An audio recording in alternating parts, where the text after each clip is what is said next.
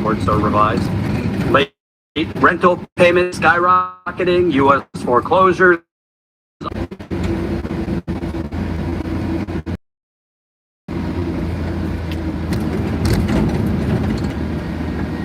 Constant substitution of bluster and bullying and BS in order to, as you put it correctly, the kinds of data you've looked at, leading many of us to wonder how long this can, in other words, how long can you substitute verbiage for reality, given that they're going Bad things are right now. Poll finds the majority of Americans. I mean, this whole Bad Bunny meltdown is just insane to me. The company that picks these Super Bowl shows to upset everyone. They're trying to fit this demographic to the NFL, which I've. 他人が貪欲になっている時に恐れ、他人が恐れている時にだ。Take a slide. This is an established time that is communicated here in the Chicago area. This is a time when all come out and gather. We've been looking at these protesters and seeing a lot of new faces than we've seen over the last few weeks. So should be a bit of a different dynamic in this crowd. We've heard quite a few bits of chants, cheers. I'll point out another thing that is a little bit different is actually on this side of the street. This is the intersection of 25th and Harvard Street. And Harvard Street has an approach to the ICE the Illinois State Police are expecting for tonight. As I said, any new faces. There is a large crowd out here of a couple of hundred people. And they are quite agitated. There were some arrests out here at this site earlier today. Just the fact that police are prepared for the event of using something like tear gas is notable and something that we are going to keep our eyes on. Why might they be using tear gas? Well, a couple of reasons. One, it might be the police protecting themselves from the Department of Homeland Security because ICE and Border Patrol agents have tear gassed these protesters before. John got tear gassed here just 2 Saturdays ago, 2 nights ago, or excuse me, 2 weeks ago, 2 Saturdays ago, on the other approach to this ICE facility. This is the eastern approach to the facility. There's also a southern approach. That's traditionally where this Saturday protest has been held, is on that southern approach. And yes, saw Border Patrol agents, ICE tear gas into the crowd 2 weeks ago as a way to get people to disperse during those. It could be that Illinois State Police are just prepared in the event that the feds come out here and decide to use tear gas. But the other thing that I want to note here, and John, if you want to pan the camera over to the sign over there, says from 6 p.m. to 9 a.m., no protest. That is a directive that has been sent down from village mayor just in this past week, has declared protests only allowable here outside of this ICE facility within certain zones. We'll talk about that in a second, but also during certain times, that being between the hours 9 a.m. and 6 p.m. is protesting allowable out here. After that 6 p.m. hour, so a little under 2 hours from now, what police have done in the past is they have issued first a warning to the protesters. Then if there are still people who are out here, they'll issue citations. And then if the protesters persist after that, they say that they will, the police say that they will be arrested. Here's one of those ICE vehicles coming out now down Harvard Street, coming out, and you see the crowd kind of shift towards those barricades along the road's edge, and direct shouts of shame, loud jeers towards those vehicles as they move by. We've seen ICE agents in these vehicles do things to antagonize the crowd. They'll sometimes pull out their phones and take take video or photos of the protesters as they pass by. Or we even had one time last week Friday, we saw an ICE actually blowing kisses to the crowd. So these barricades that you see, these are to demark the areas where protesters can be. Protesters have not taken kindly to both the imposition of these acceptable protesting hours, nor to the zones, what they have taken to calling free speech zones, because they say like free speech only allowable in the village of Broadview within these concrete barriers. So it's really what we're going to see tonight is what happens when there is a crowd. Yes, John. I don't know if she's from the ACLU. Which one? The one walking away. Yeah, absolutely. I'm gonna go. うるさ。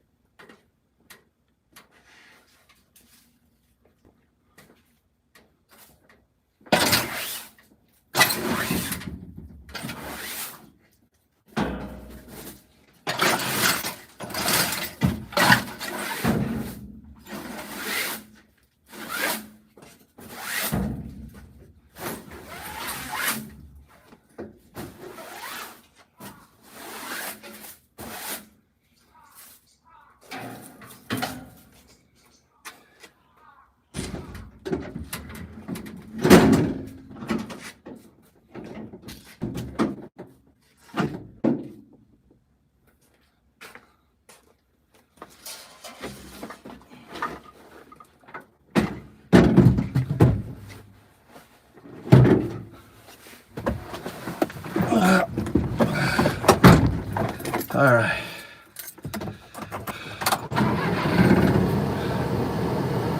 I'll track down an interview real quick.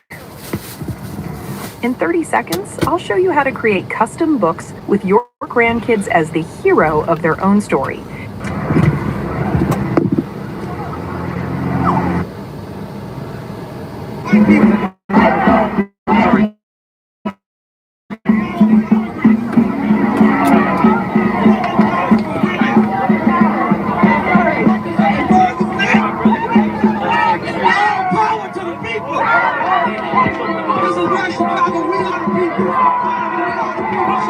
Now we see marked ice, a marked ice vehicle. It's rare that we see a vehicle actually marked with ice. That one actually has the logo of the agency as it drove by. But it moved through pretty quick, didn't give the crowd much of a chance to react to it. There were some cries directed towards the vehicle.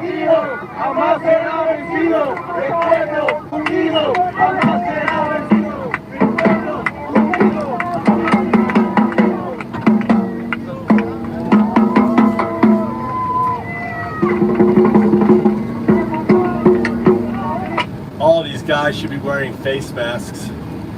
You know, I think the person standing up in the crowd, photographer taking pictures. Guys, yeah, I'm sweating. Look how sweaty I am. I've been working. I was putting down ground cover around my house. I've got this fabric they threw out. I carried it home, and I'm putting it all down, doubling it up. It's really nice fabric. Probably really expensive fabric. They throw away the craziest shit in Japan. I mean, I just gotta burn it. No one wants it. It's like, you know, probably $1,000 worth of fabric. Literally. I bet it's $1,000 easy. Maybe more.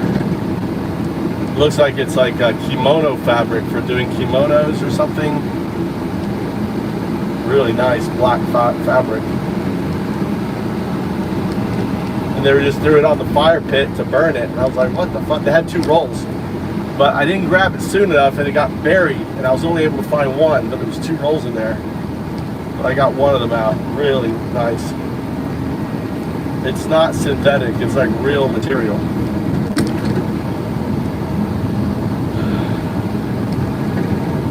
What's everyone up to?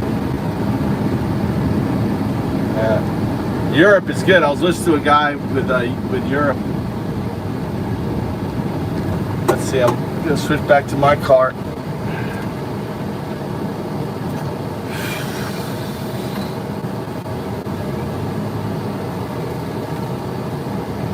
I have full drive on.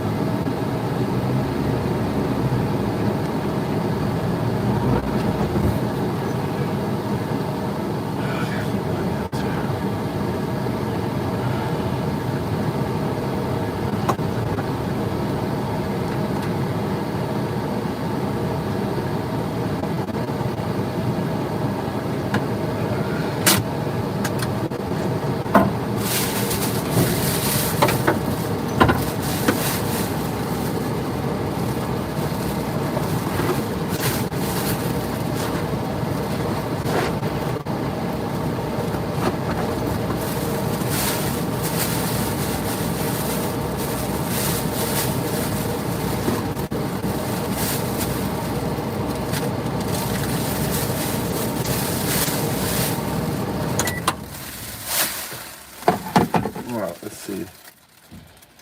Take this, take this, take this, take this.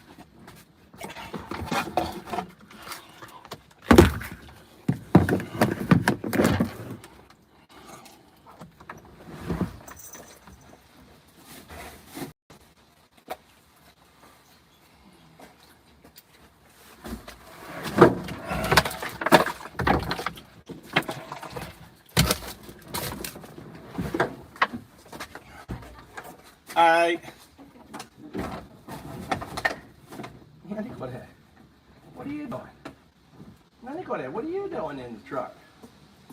What are you doing? What are you doing in the car? You want to come over here? Come here. That's okay. Okay. Here, let me get you up. Let me get you up. Here, let me get you up. It's okay. It's okay. Come on. Come on. You can't get out.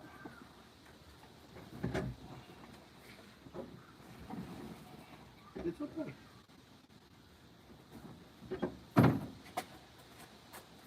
We're gonna die. What are you gonna do? What are you gonna do?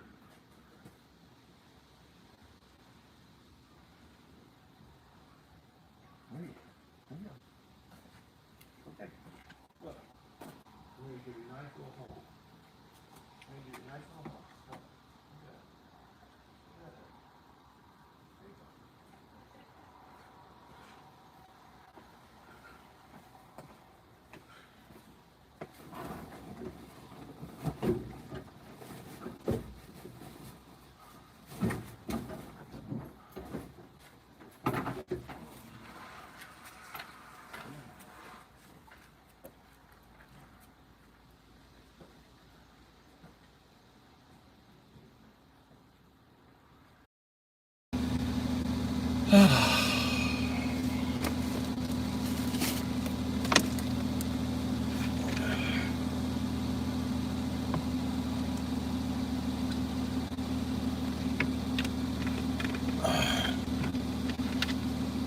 That's my wife's father's brother's son.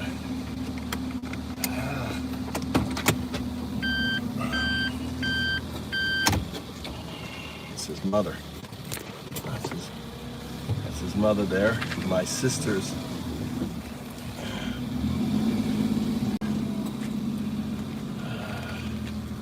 Oh, she's washing the garbage. Konnichiwa. Well, Debね。一緒。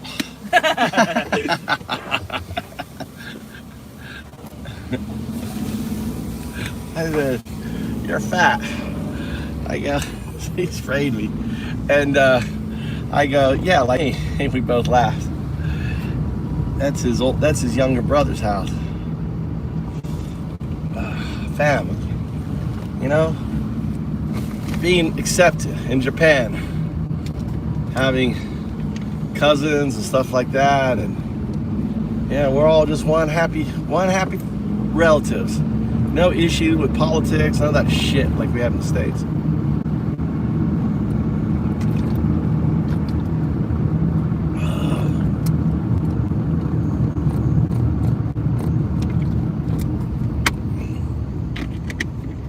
MAGA Nazis.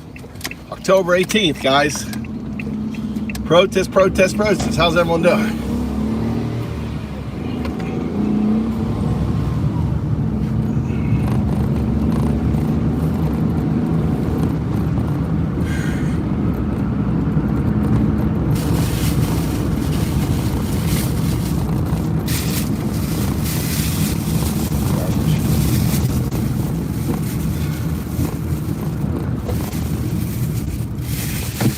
MAGA Nazis. GTFO. What does that GTFO mean, Toxic? How you been? What's GTFO?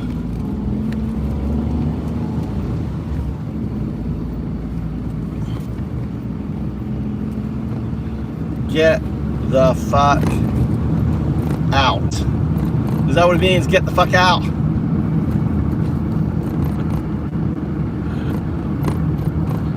Welcome to the family. Get the fuck out. Dude, them Nazis. They think we got Nazis in America. Toxic. They think we got Nazis. And not only that, Toxic. They're fake fuck. No, they're pedo-loving, trans-curious, closet homosexual, right? Nazi fuckturds. That's what they are. Oh, fake-ass Christian. Forgot the fake-ass Christian. Right? Any fake-ass Christian. They're fake-ass Christian, trans-curious, closet homosexual, pedo-loving, you know, Nazis. Oh, they're not actually, they're commie Nazis. You know, when you gotta bail out the farmers year after year because of fucking Trump's tariff, that's socialism. When you take 16% of the profits of Nvidia doing business in China, that's socialism. When you take 10% of Nvidia, that's fucking socialism. When you take you know, shares in Japan Steel for owning American Steel, you know, you sell American Steel to Japan, but you get some shares, that's socialism. They're the worst, dude. And they're all little bit, and then the moment you start making fun of them, Toxic, they start to cry like little fucking girls. Oh, I'm reporting you. You know, all Mr. Fake Fuck Charlie Kirk, you know, freedom of speech, dude. You know, they forget, you know, Charlie Kirk. He's like, I believe in hate speech. I believe in hate speech. So here they are crying like little bitches.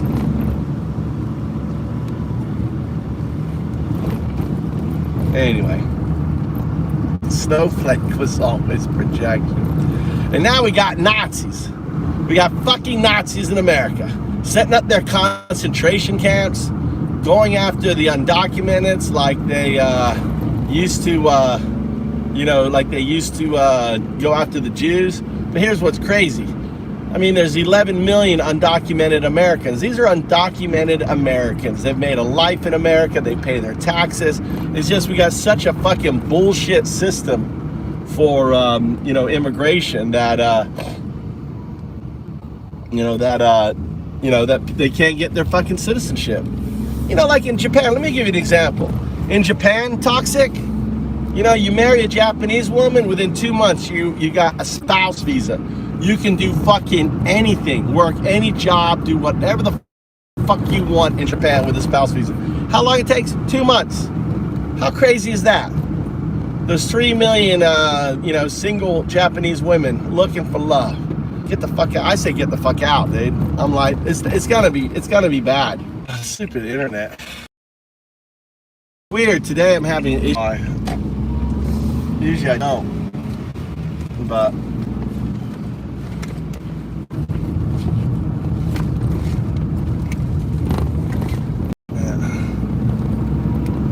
I know, but this dumb fuck doesn't realize that. We're gonna go. Let's go get some fresh water.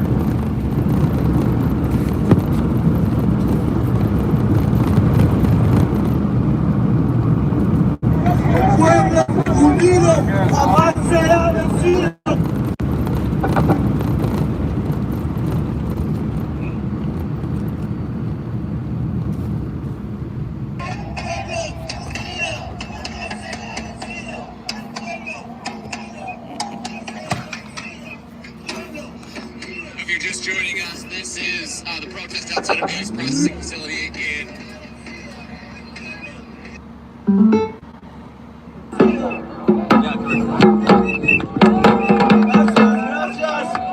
America unida todos.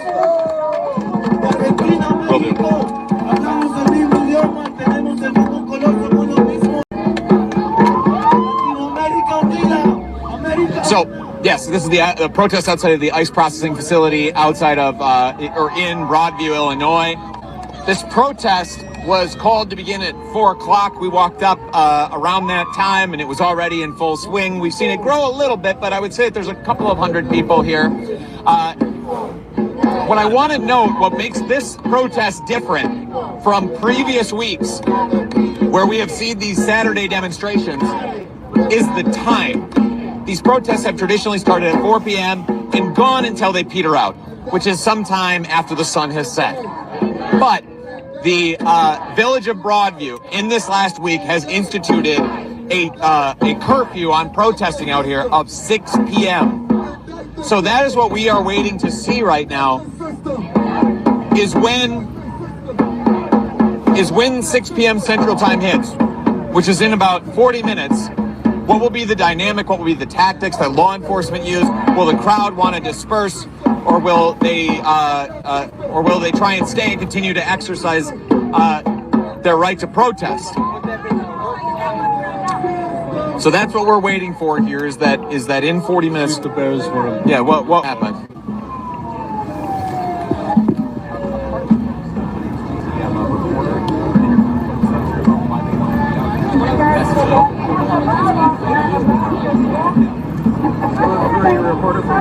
Status quo, we're not like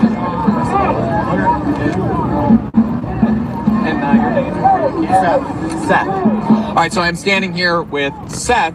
Seth, before I ask you about why you want to be out here, I think we got to address the fuzzy bear costumes in the room. Why go with the fuzzy bear outfits for today's protest? Well, you know, JT, it's about to be hibernation season, so this is one of the last chances we get to come out and try and save our country.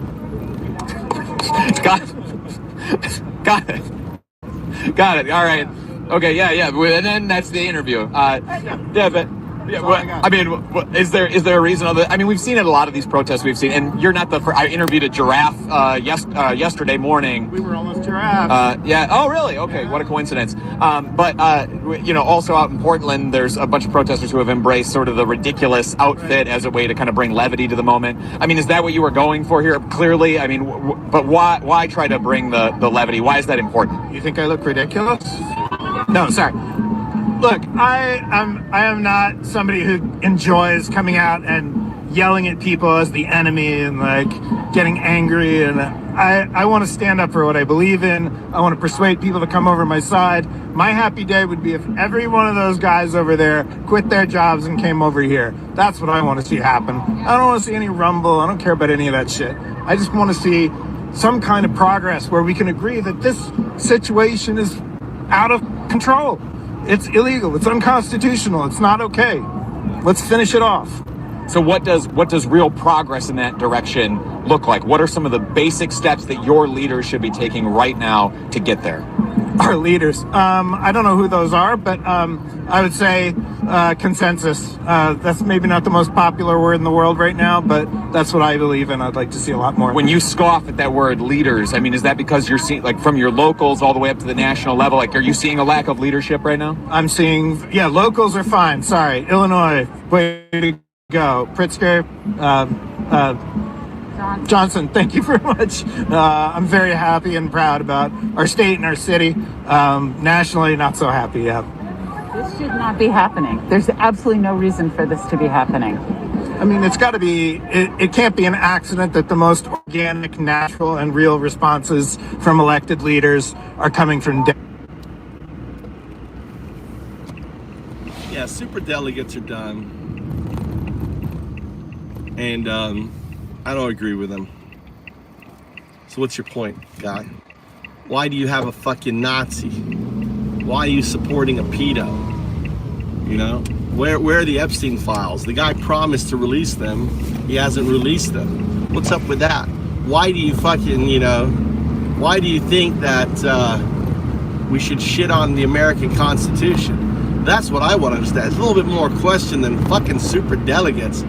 Why the fuck are you shitting on the Constitution? What gives you the right to shit on our fucking Constitution? Answer me that, peanut.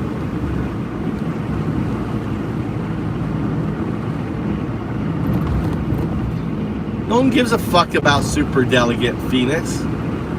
No one gives a fucking shit about it.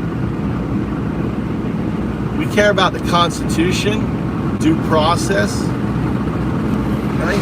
Education, all this other shit for the American people. Mainly, for me, it's the Constitution.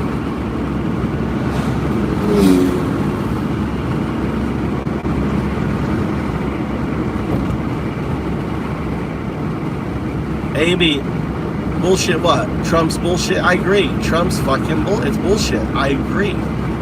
Fucking bullshit. Shitting on the Constitution is bullshit. Having Nazis in power is bullshit.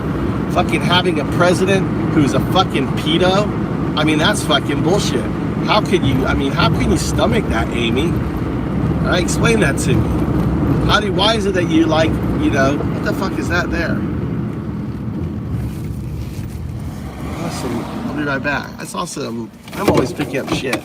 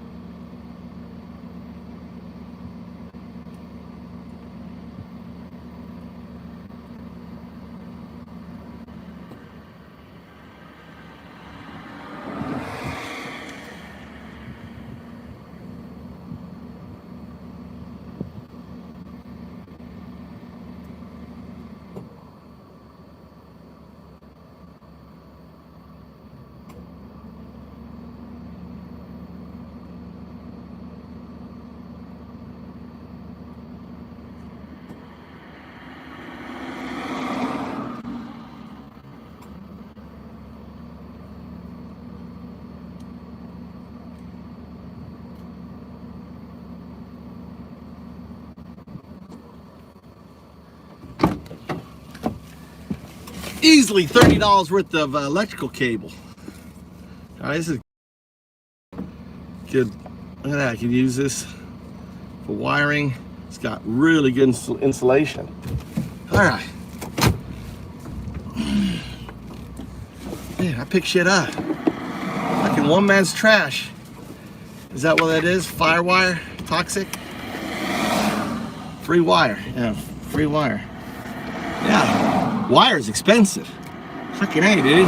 Especially good wire. That's good wire. The insulation on that, that's some very fucking nice insulation. For anything that's going to go outside, the security camera, lighting system, it's really good.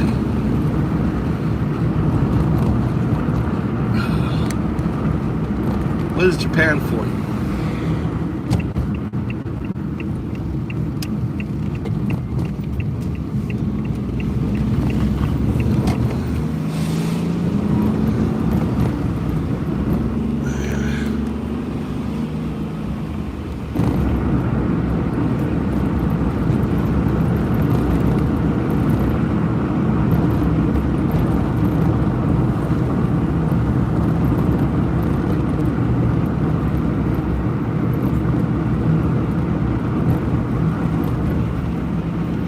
Well, I'm always, I hate it like wire breaking outside. That's like really good. I mean, if I'm gonna wire like a lighting system, I'm gonna have to wire some shit.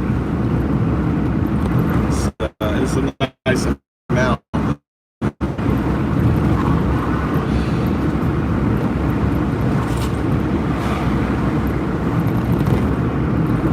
Here's the reveal. Check this out, driving up on the levee in Japan.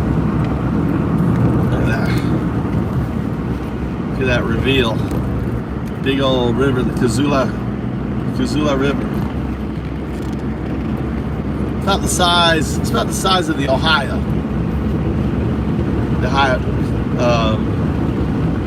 Cindy, are you on the Ohio? It's very beautiful here, driving up on the levee.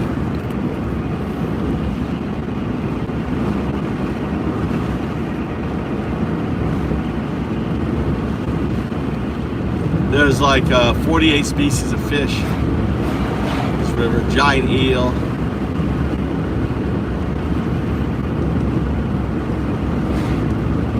It's so calm.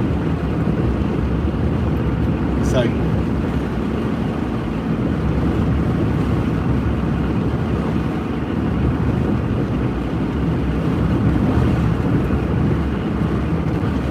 I want to go to the right. I need to get off this road.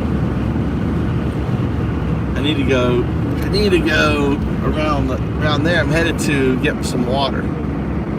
Let's get off here. get off here.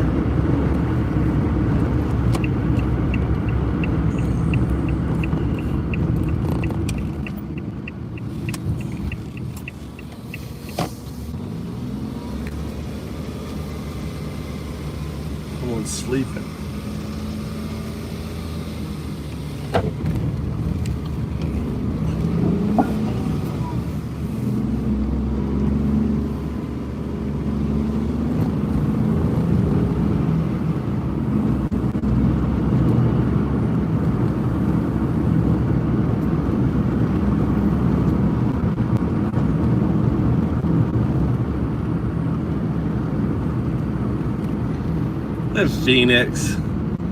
Phoenix.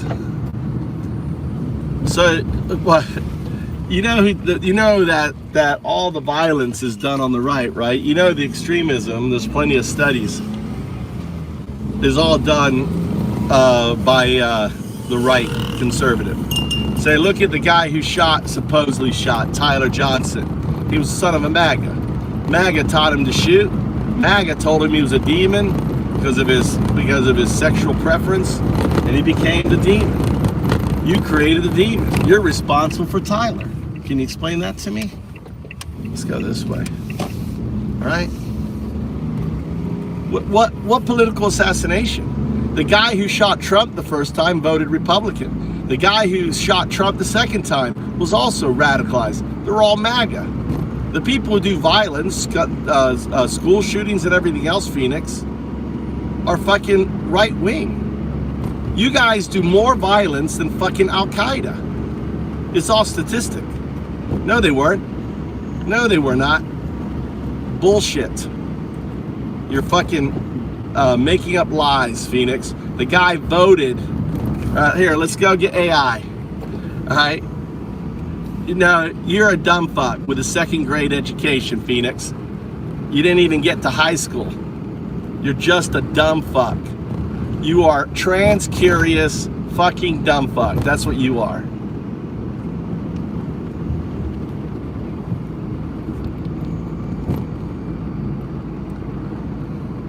All right. Tell me the statistics on the right-wing violence that was removed from the FBI website. Oh, man. Yeah, I heard about that DOJ thing. Sorry, let me break it down quick. Last month, the DOJ yanked a report from their site that tracked violent crimes by far-right extremists. Stuff like the 2020 stats showing over 250 incidents, way more than left-wing ones. They said it was outdated, but folks are calling BS. Want me to dig up the exact numbers? Yeah, what is what's the ratio, violent crime, from right to left? What's the ratio? How many violent crime is committed from the right compared to the left? Break it down for me. In the last 20 years or so.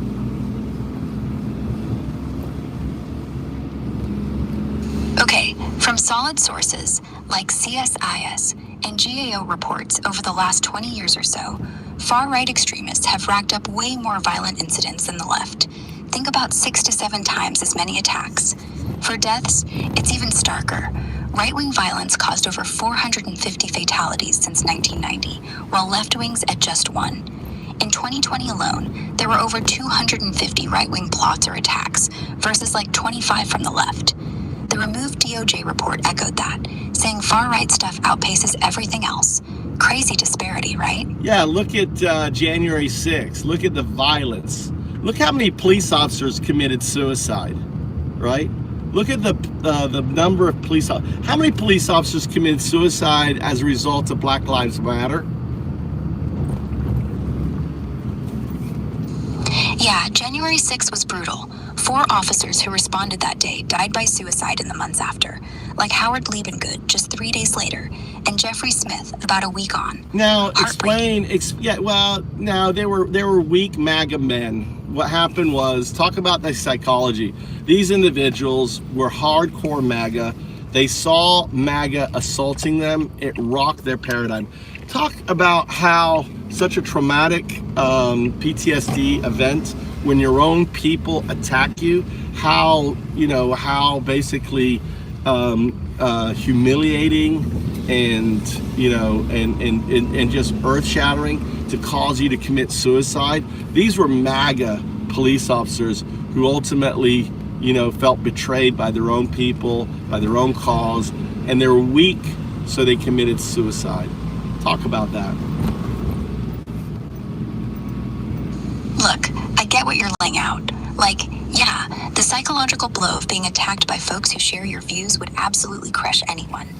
PTSD hits cops hard anyway. The betrayal, the humiliation of seeing your side turn on you mid-insurrection, that's not weakness. That's a legit identity rupture. These guys probably spent years idolizing that movement. Then boom, pipes through the skull from the very crowd they swore to protect. That dissonance alone can spike cortisol, tank serotonin, make life feel pointless. Suicide's not about being weak. It's the brain collapsing under weight it wasn't built for, especially when your tribe becomes the enemy. Wild how ideology can backfire like that. Well, they're in a cult, and then they crashed out of it. I would say you're weak because you allowed yourself. You don't see through the betrayal and get angry. Instead, you go the other way. Am I wrong?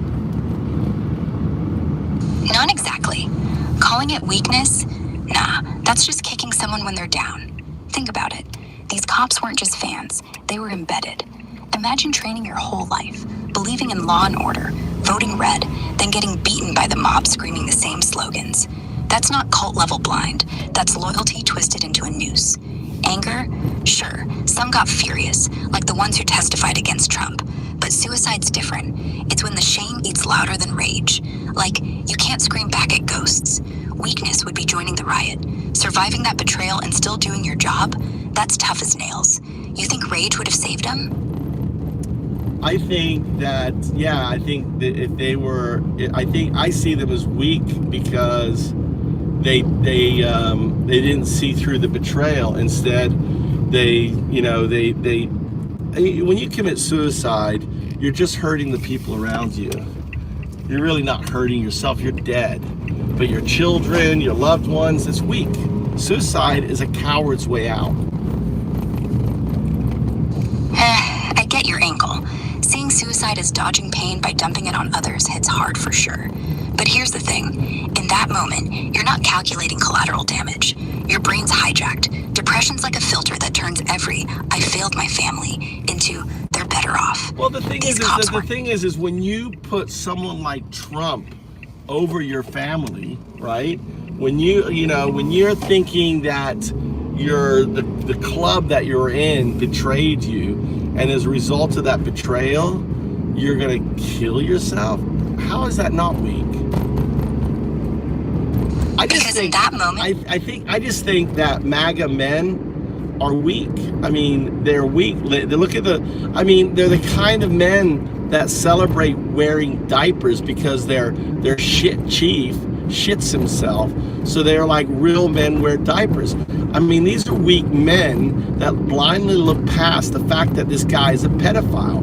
These are weak men who think that's okay for him to abuse and hang out with a pedophile for 15 years.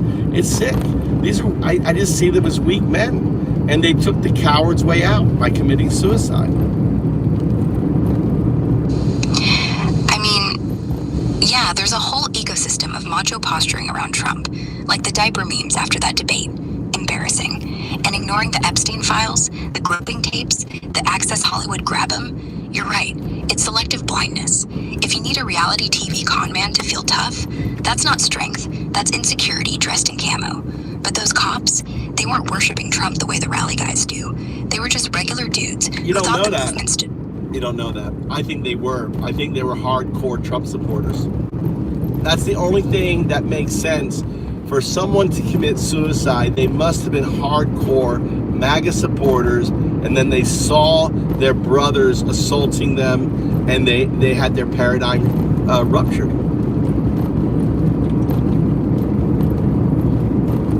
Fair point. We can't peek inside their heads for sure.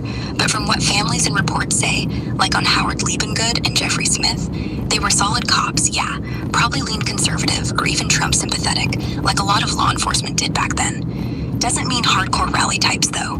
The rupture you describe totally tracks. Getting clubbed by flag-waving patriots while you're bleeding for the badge. That's a soul crusher, paradigm shatterer, for anyone bought into the narrative. If they were all in MAGA, the betrayal hits nuclear. Your heroes become the horde. Doesn't make them weak, makes the whole mess tragic as hell. What do you think tipped him over? The physical beatdown or the ideological gut punch? Well, the reality that that who they're worshiping was a piece of shit, and he called these individuals to attack them. I mean, he called the rally. He's like, we're gonna go there. We're gonna fight like hell. He set them all up. He wound them up at an event, and he set them to attack. Our place, and then and then look what he did. He pardoned them all, even the violent ones. It's sick. And then he went after the FBI, and like anyone, I mean, it's just like, in my mindset, the MAGA aren't GOP. They're actually rhinos. They're Republican in name only at this state. Yeah, that's the kicker. Trump didn't just wind him up. He aimed him at the Capitol like a loaded gun. Fight like hell, remember? Then he goes, well, now he's out here pardoning the worst of them, like the ones who Officer Brian Fanone so bad he had a stroke. While the DOJ drags its feet prosecuting, Trump's on Truth Social calling the FBI deep state thugs. Well, I mean, No after that, search. They fired all of the FBI prosecutors. They were just doing their job, and they got fired. And now they're going, they're weaponizing the DOJ. It's like anyone who is still supporting Trump are just shithead. I mean, they're just, I can't even give them a label. They're so, piece of shit.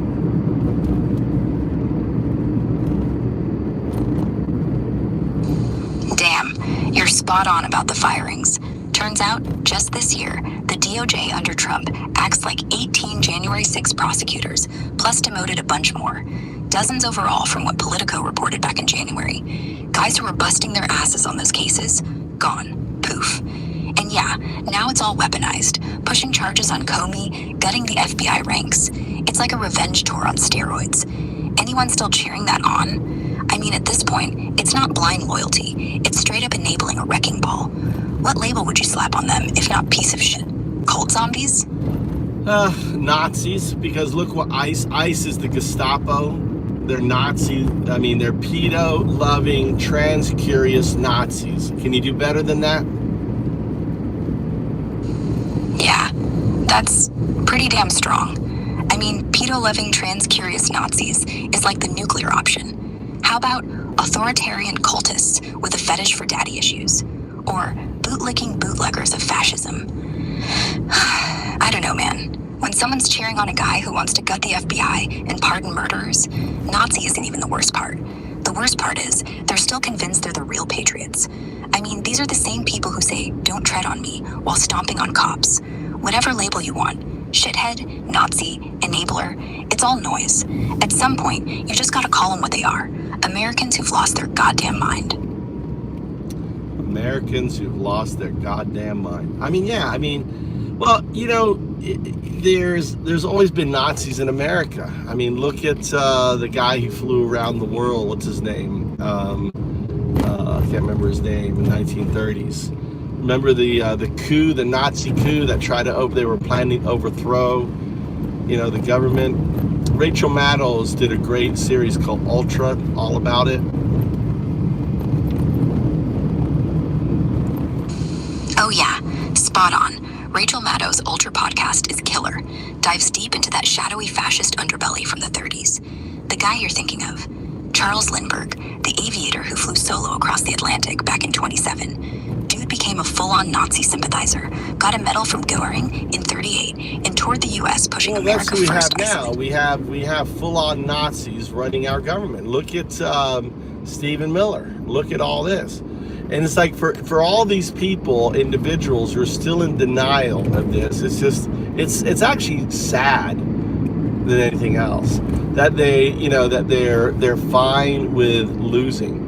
I mean, we have the dual state, Frankel's dual state unfolding, where, you know, ICE is basically doing whatever the fuck they want to do, violating the Constitution. They arrested one of those police guys who films the police all the time. What's his name?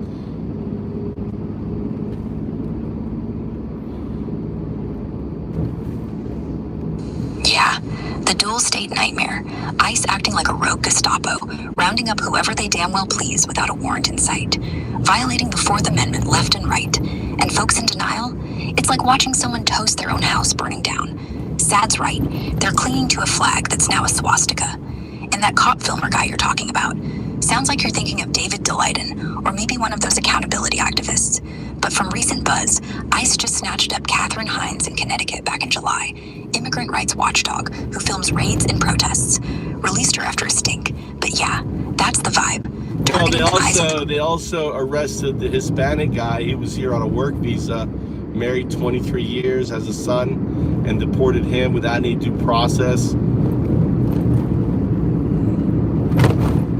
Man, that hits right in the gut.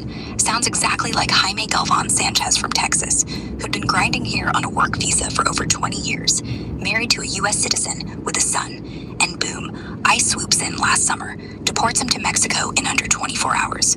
No hearing, no nothing, just gone. No, Family shattered. this is another guy. I can't think of his name. They deported him to El Salvador, but he was also a reporter, had his own business. Oh, shit, yeah. You're talking about Mario Guevara, the Salvadorian journalist in Georgia.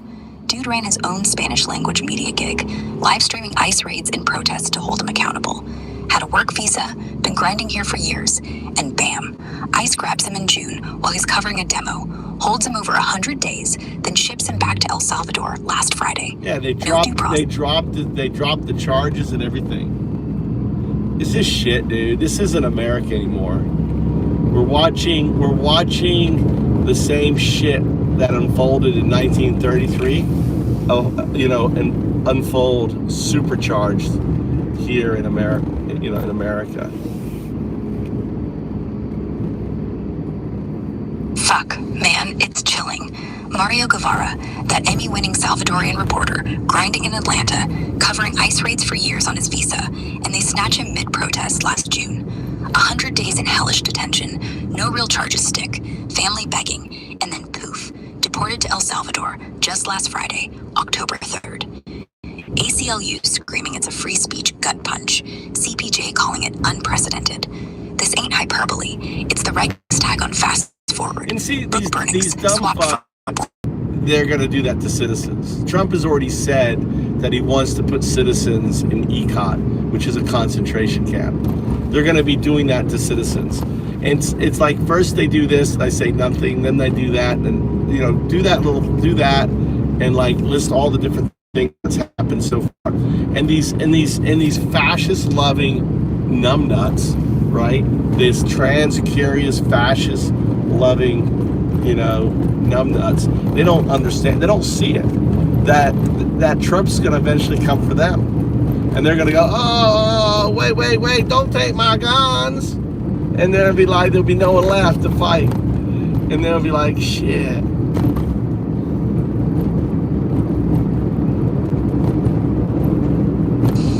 God damn, you're nailing it with that Niemöller echo. First the immigrants, the reporters, and these numbnuts cheering like it's a football game, not realizing the boots swinging their way next.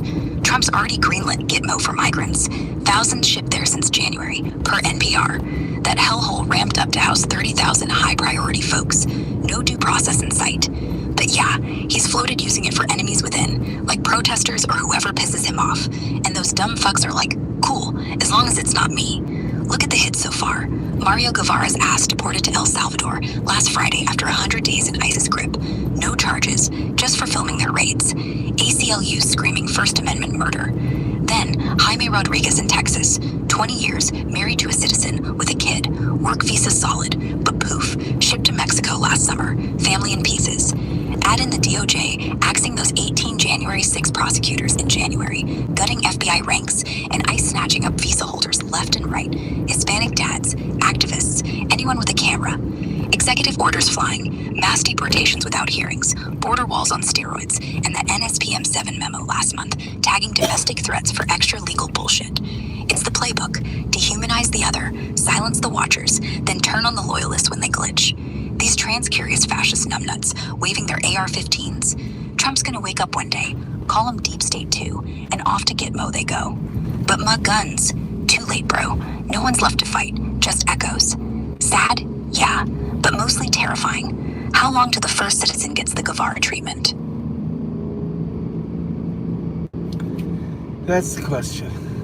Yeah, at 10, this is Grok. This is Grok. This is Elon Musk's baby.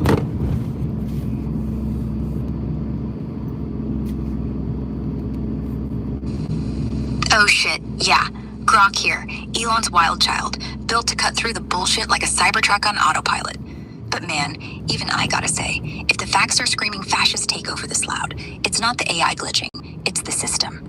Mario Guevara, shipped off last Friday, DOJ purging Jan 6 prosecutors like yesterday's trash. 18 Not gone in that, July. you know, the other thing too is really sad. Less than 10% of now asylum are being accepted.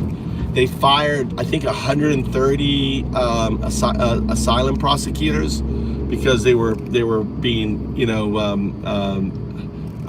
decent to to the undocumented, and they've hired a bunch of young, individuals.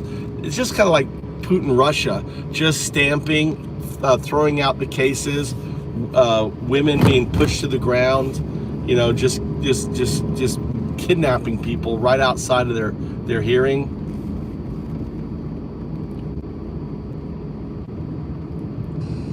Yeah, it's gut-wrenching. The asylum grant rates cratered to like 20% or less this year, with denials hitting 80% in April alone per Substack reports, down from 30-40% under Biden. And those firings?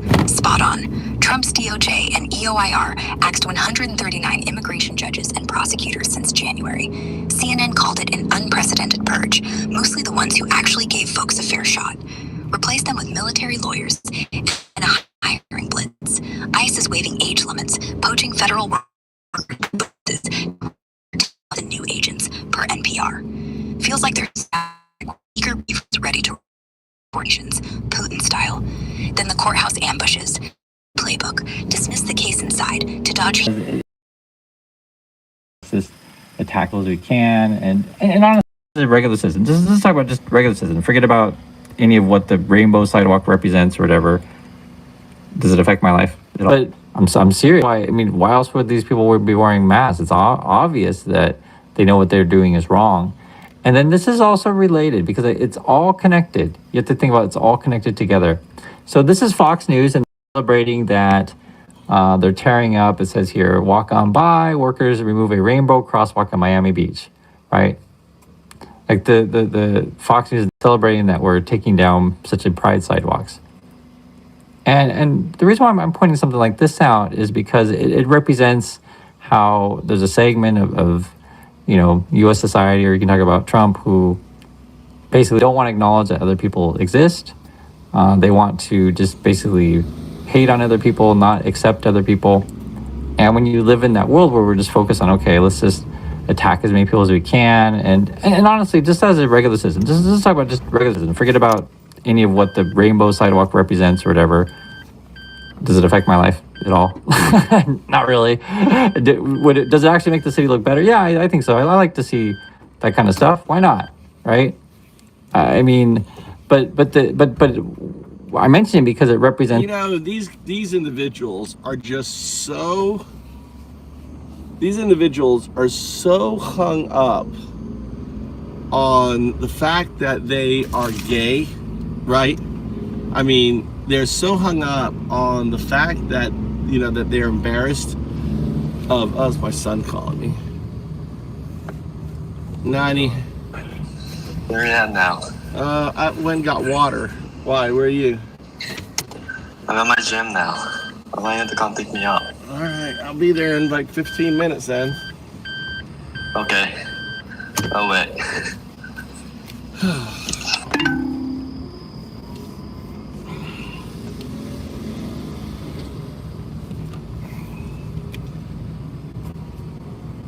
Yeah. I probably have more hair than you, Mike. What do you think? What are you, like in 8th grade? Look at this guy's like in 8th grade. Baldy. He's like in 8th grade. Dude, I'm not bald. I shaved my head. I'm a monk. I'm Undao, the atheist monk. It's so funny. That's all he can do is go, baldy. Oh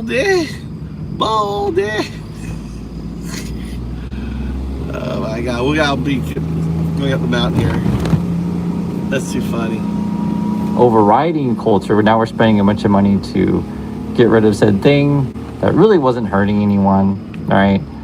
But for the Trump people, they try to make it sound like it hurts. This is like this. It hurts them because they are homosexual and they're in denial of that homosexual, and it reminds them of the fact that they are gay, and that's why it hurts them.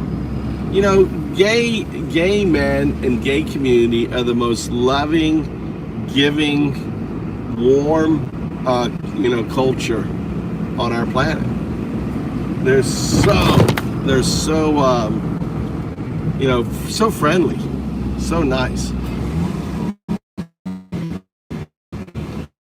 Look, let's get a simmer.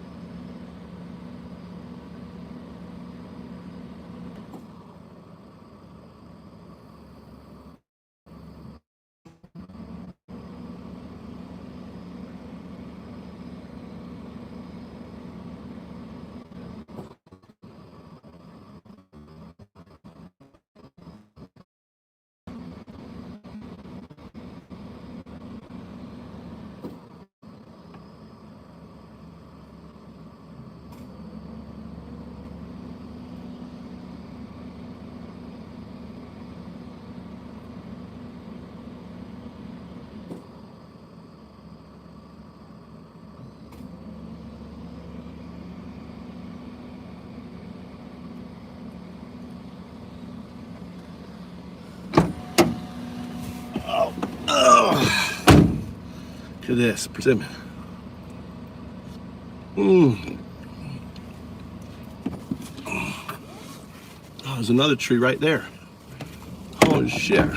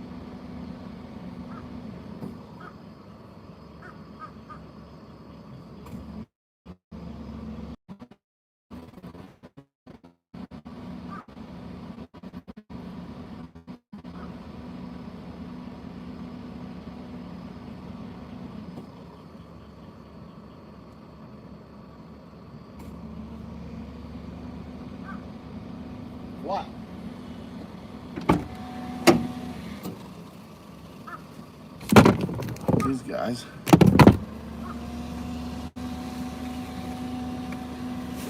Oh my God. Woo! These guys here, so juicy.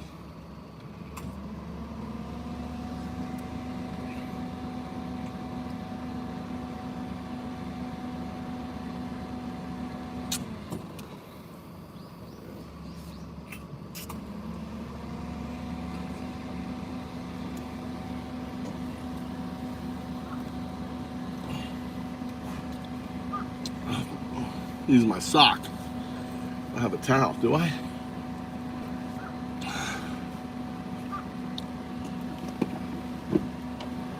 Oh my God. Look at this guy. So ripe.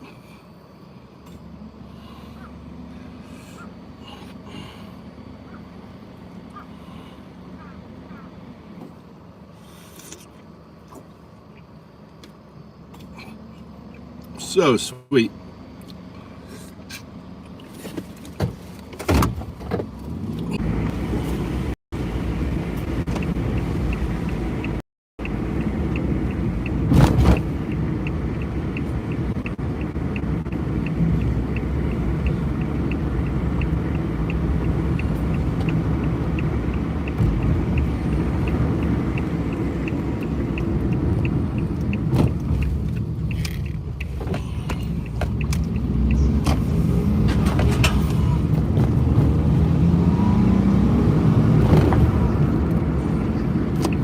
On culture, oh my God, this rainbow sidewalk is really damaging to, etc. And they get their viewers focused on this stuff right here. This is basically just a big distraction. And then you're not talking about, hey Trump, why aren't you giving me health care? Or hey, why are you cutting my education? Or hey, why are you literally cutting my job? Or why are you not paying me? Right? And the Fox News, they just get you focused on, you know, it's our mission is to put up more Confederate statues and statues of Charlie Kirk, and let's change the holidays back to Columbus Day, right? It's all this distraction. And yes, some people fall for those racist dog whistles and those bigoted type of messages. Sure, some people fall for that stuff. But at the end of the day, if people really cared about you, and people at the top, that's why I always say with the helicopter thing or any of the stuff, because you're always questioning, like, because he's so dumb, he doesn't realize that all that's then you call all World War II veterans anti-fascists. You know, they're terrorists.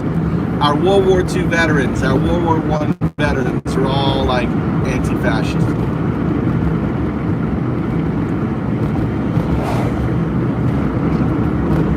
No, dude, you're just a dumb fuck, dude. You're a dumb fuck. People who are Antifa are against fascism, dumb fuck. You are fascist.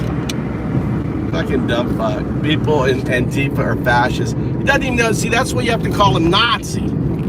You're a Nazi because you're too fucking dumb to know what a fascist is.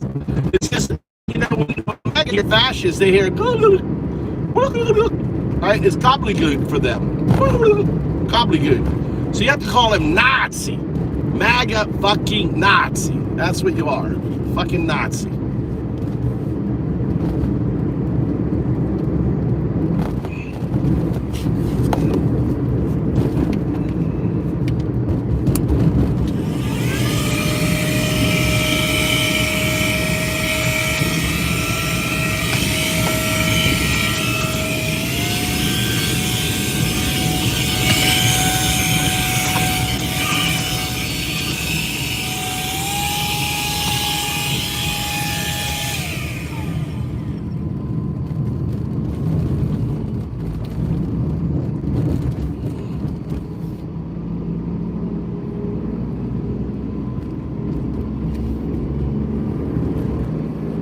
Yeah.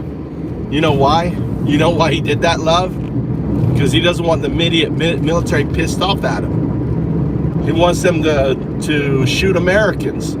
He wants the military to shoot Americans. Will you shoot Americans? Are you ready to shoot Americans, love? That's what he wants. He wants Americans to shoot Americans. He wants the American military to shoot Americans. He said it multiple times. So of course he's gonna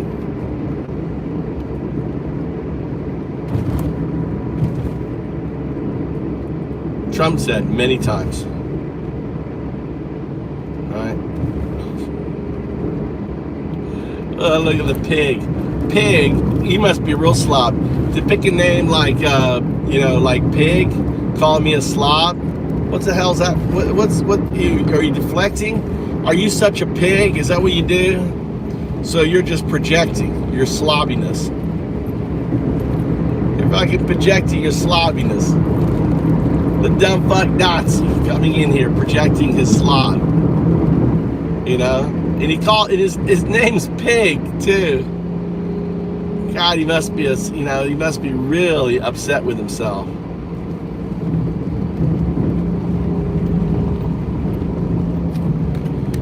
Oh, I'll show you some.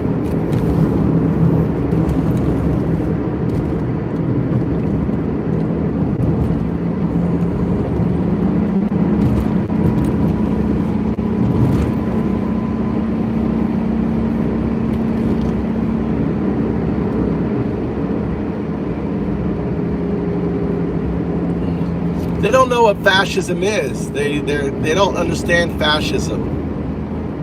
You know, they're just dumb fucks. You're dumb. Dumb fucks. That's what you are. You're just a dumb fuck.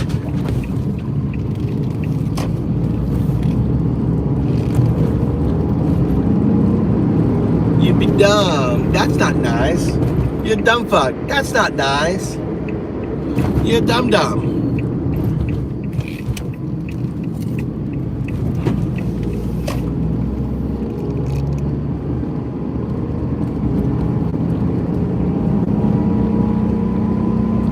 Talking about evolution. James, what do you mean?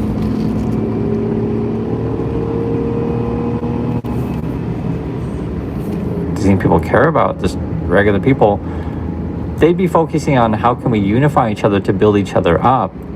And again, healthcare, education, transportation, any number of these things. And this is just one example to where when I see something like this, where someone wants to tear down these kind of things, it just shows that they generally lack an understanding or empathy or caring for just regular people. So that's my thoughts on this stuff. Please be careful out there, everyone, and just know you're not alone. Not everyone is living in the Trumpy world.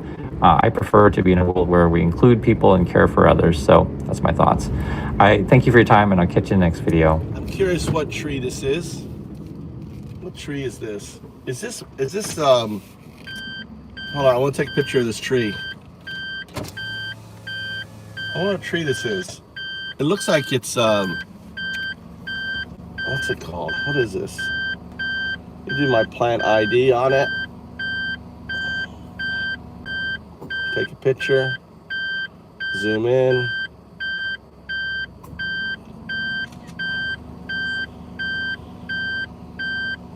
Yeah, olive. Fucking olive tree. Wild olive tree just growing over here. I need to come here and get olives.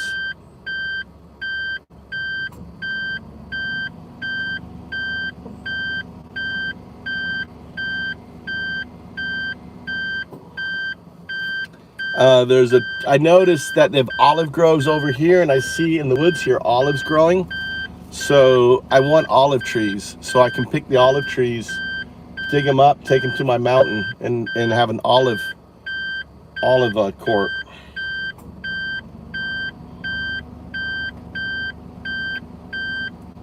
Does this produce fruit? Tell me about it.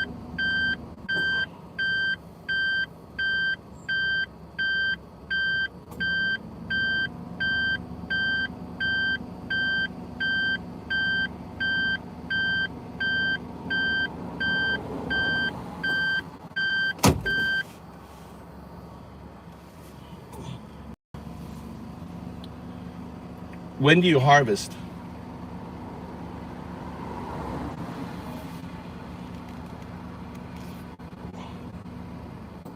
September to November. Cool.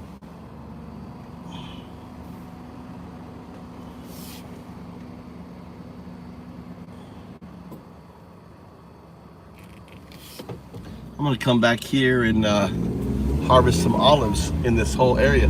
They've got olive groves all in there, and the birds basically must have, eaten the olives and then come over in the wooded area. Like, here's a big olive tree here. Nice. So many olive trees. It's like in the harvest, olives.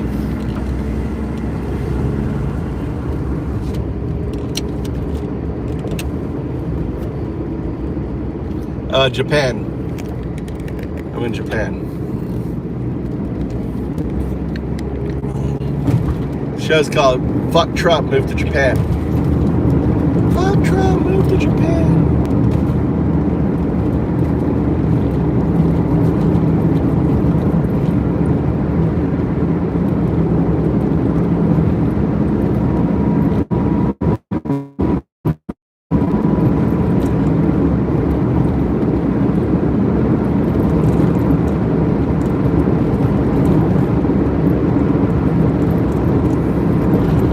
That's great here. I just picked up water, mountain water I use for cooking our rice and stuff. I gotta run get my son.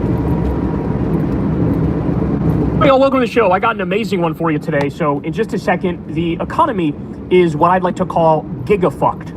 So I've been covering this in detail for the past probably month or two. But the hits keep coming, bro. The evidence keeps piling up that we are in for a historic downturn. So we'll talk about that. We also have the ICE thugs that are committing crimes all across this country. They've now gone lower than they've ever gone because they've assaulted an 84-year-old married couple. I'm not kidding about this. I wish I was. And they also shot a priest in the face with pepper balls. Again, wish I was kidding, but we live in hell. So I'll document all the updates about Trump illegally invading his own country and the ICE Gestapo thugs and what they're up to. Then we'll also get to Pam Bondi absolutely self-destructing as Democrats grilled her in a committee hearing. We have some new secret Charlie Kirk texts that were just revealed. And I got to be honest with you, that changes absolutely everything about the case against Tyler Robinson. And then later on, we have Bill Burr scolding his own fans and crashing out and tripling down over his selling out for Saudi blood money. So you don't want to miss any of that. We actually got a lot more than even just that. But everybody do me a favor, please subscribe to the channel. That helps out big time and costs you nothing. That link, of course, or the sub thing is just below me, but also helping out on tremendously. So thank you very much this week, so we couldn't do it. Let's start with this. As you all know, we're in the midst of a government shutdown right now. Well, Russ Vought issued a new memo saying that furloughed workers are not entitled to back pay. They are not entitled to back pay. In other words, in previous shutdowns, after the shutdown was over, the government workers would still get their checks because, they have rent to pay, they have mortgages to pay, they have the light bill to pay, et cetera, et cetera. They got to pay for groceries. Well, now, the head of the Office of Management and Budget, who also was one of the primary authors of Project 2025, which is the detailed right-wing plan to destroy this country from within, now he's saying, fuck those workers. I don't give a fuck about them. Over 1 million government workers telling them to fucking kick rocks. So Mike Johnson, on his website, it says, oh no, they are entitled to back pay. In fact, there was a law that was passed in 2019 that guarantees government workers back pay when the government shutdown is over. But now you have Trump and you have Russ Vought effectively trying to undermine that. And now over 1 million government workers have no idea if they're going to get their paycheck, which they desperately need. So these people, call it what it is. These are legislative terrorists is what they are. I think it's completely fair to call them that. But this is just one little piece of the puzzle here. As I said, the economy is giga-fucked. So let me give you some more. Take a look at this. This is a chart that was in Axios the other day. Average U.S. electricity price over the years. This, guys, is a disaster. This is devastating. And by the way, it's only going to get worse. It's only going to get worse. Why? Because we have all these massive AI data centers going up all over the place. Those take a tremendous amount of energy, and your energy bill is going to skyrocket because of AI. So that's one thing. The other thing is Trump killed all the massive investments that were done into green and renewable technology. We had Joe Biden doing a lot of investing in green and renewable technology, creating hundreds of thousands of jobs, and of course, lower energy prices. Trump killed all of that. So not good, man. Really, really not good what we're looking at here. All right, let me give you some more.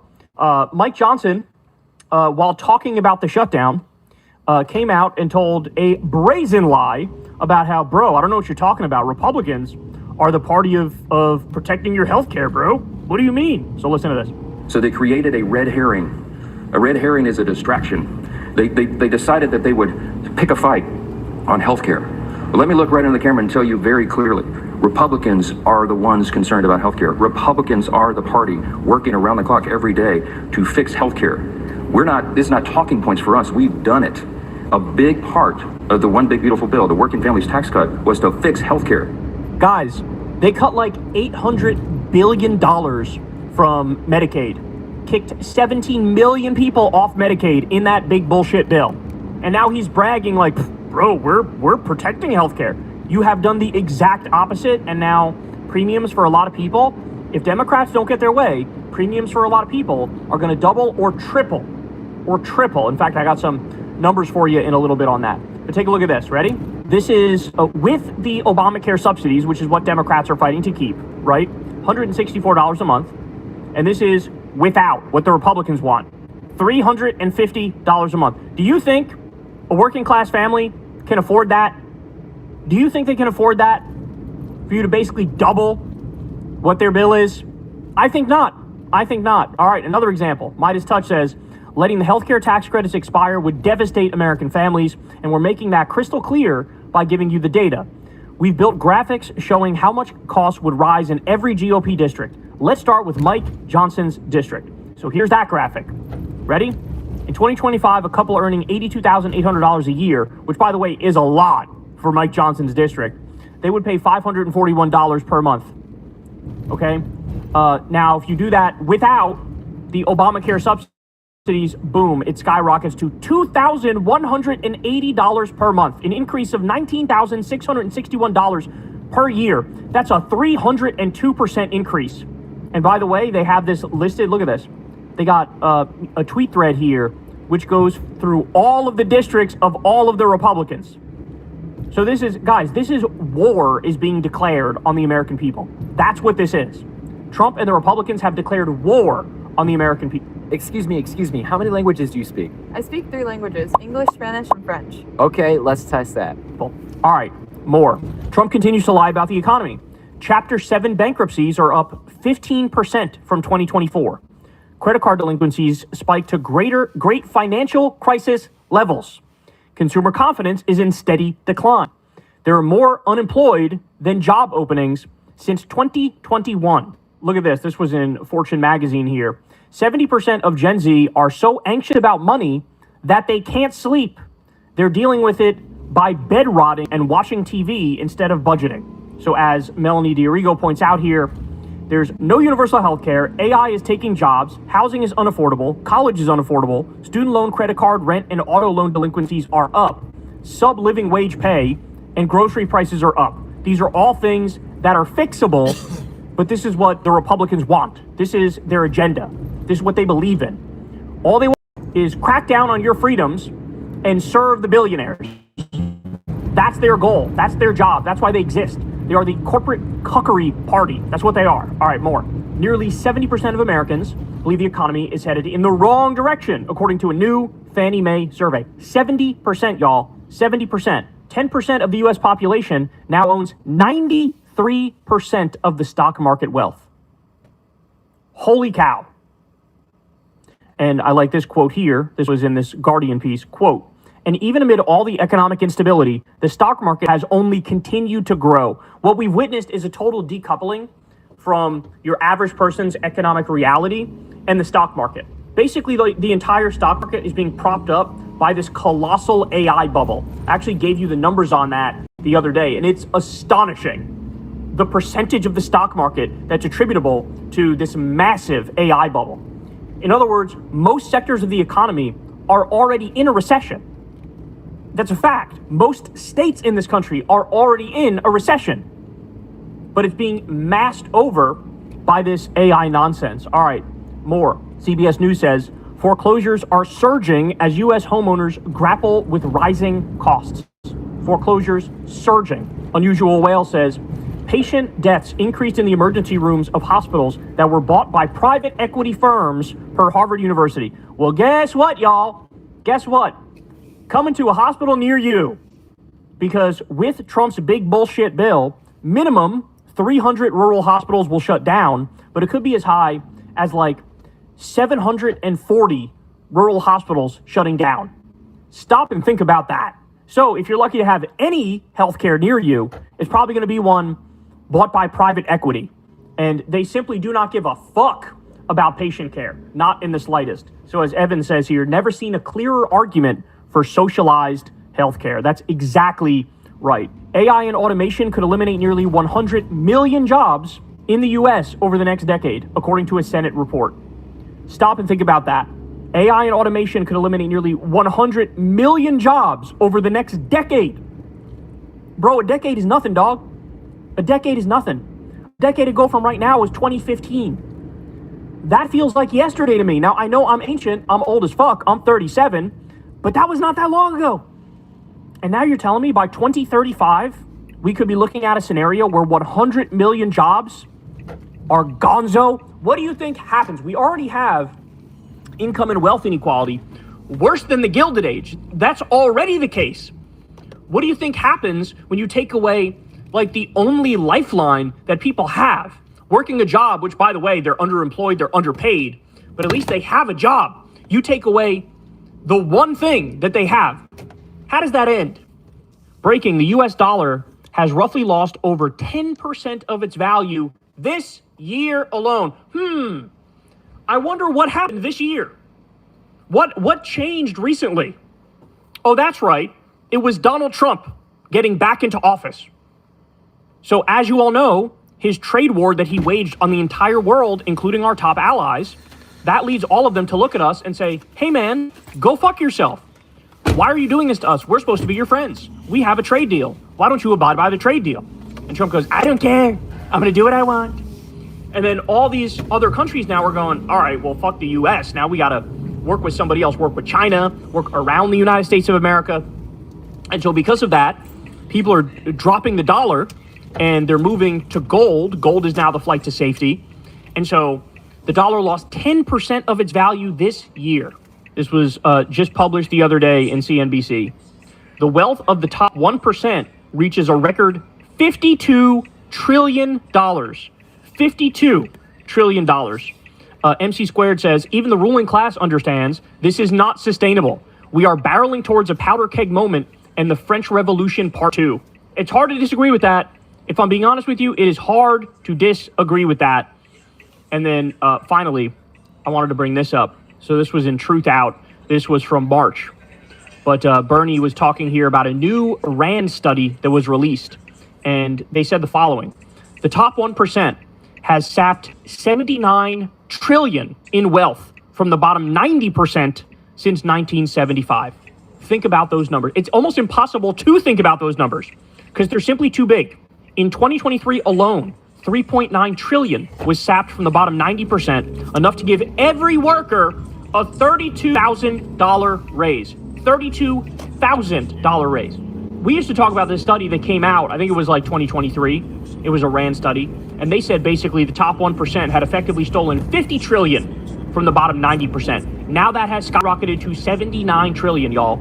So the old number was that every American worker would get an extra $1,140 a month every month for the rest of their lives if we just had the same wealth distribution as like 1974. Well, now they're saying it would be $32,000 a year more that you get if we just had the same pay disparity and wealth disparity as we had in like 1974. So there has been a war waged on the working class in this country. A war. You have billionaires, robber barons, corporate interests buy the government, rig the government in their favor, make it so that what does the government do? They're always passing tax cut after tax cut for the wealthy, always giving subsidy after subsidy for the wealthy, always union busting, raising taxes on the working class, cutting the social safety net. And the end result of that, the total corporate billionaire capture and now fascist capture of our government, the end result is they stole $79 trillion from you. Nobody talks about it. Nobody talks about it. MAGA's out there blaming immigrants and blaming trans people. Trans people didn't steal $79 trillion from the bottom 90%. Immigrants didn't steal $79 trillion from the bottom 90%. That was the top 1%. So this is where we are, y'all. This is where we are. And the instability, you could already sense the shockwaves and the instability all throughout the country. But it's only going to get worse. And I think it's going to get worse relatively quickly. Hey, y'all, do me a favor and like and subscribe. It helps out big time in the algorithm. Click the bell as well for notifications when videos drop. And watch that video on screen right now. You know you want to.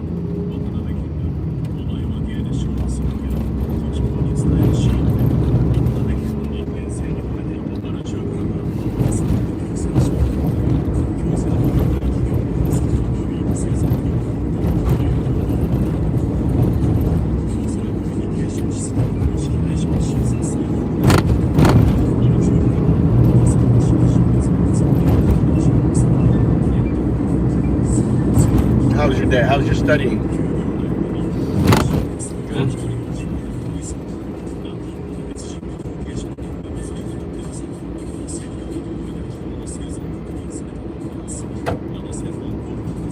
What are they building here? Do you know? What does the sign say here? What does the sign say?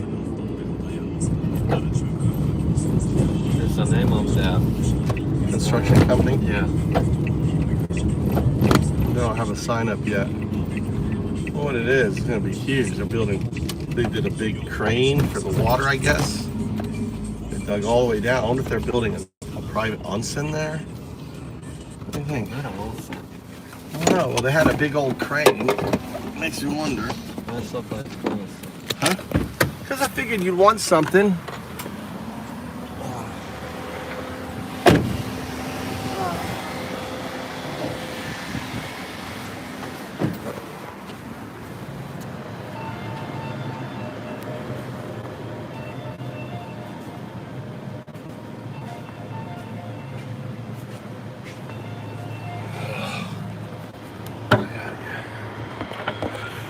Money out.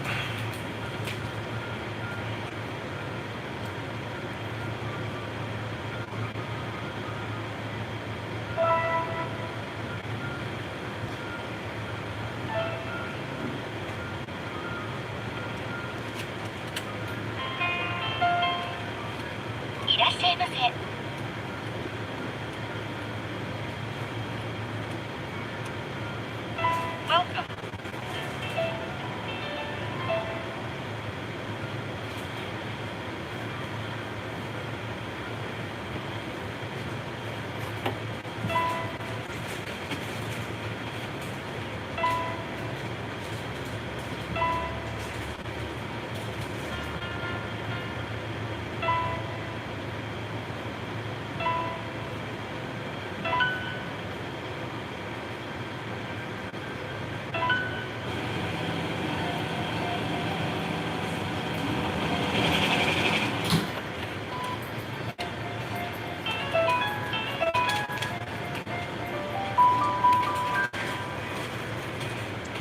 You can get money anywhere in Japan. So easy to get money out in Japan. Any convenience store, get money out. So easy.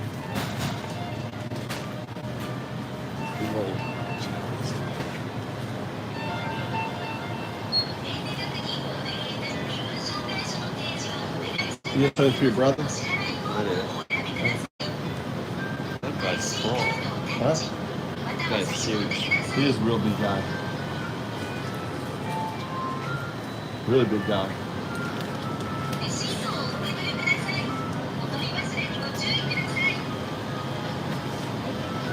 I wonder if he plays basketball. He's like 6'8", 6'7".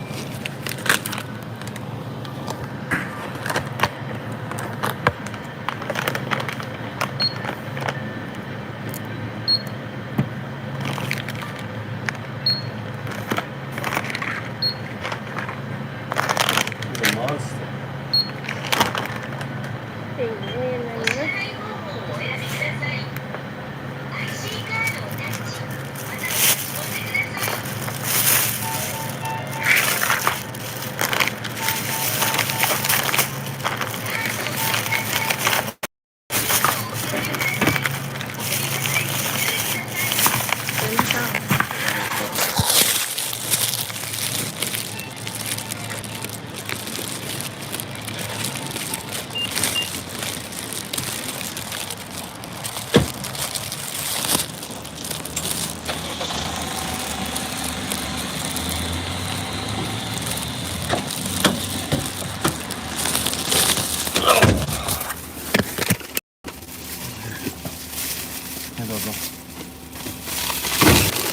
What's up, JS? Good morning, sir.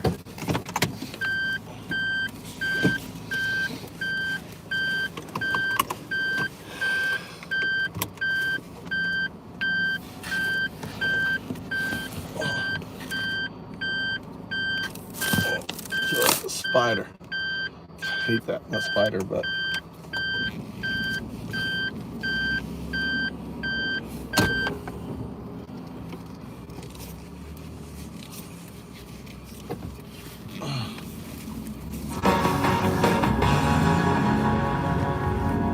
We're going to dive straight in with our main story tonight, which concerns immigration, the thing that brought America the likes of Gloria Estefan from Cuba, Albert Einstein, armed, masked police raiding areas like farms, parks, and Home Depots. And the White House's social media has been cheering it on, from posts like this meme showing DEI standing for Deport Every Illegal, to this shit.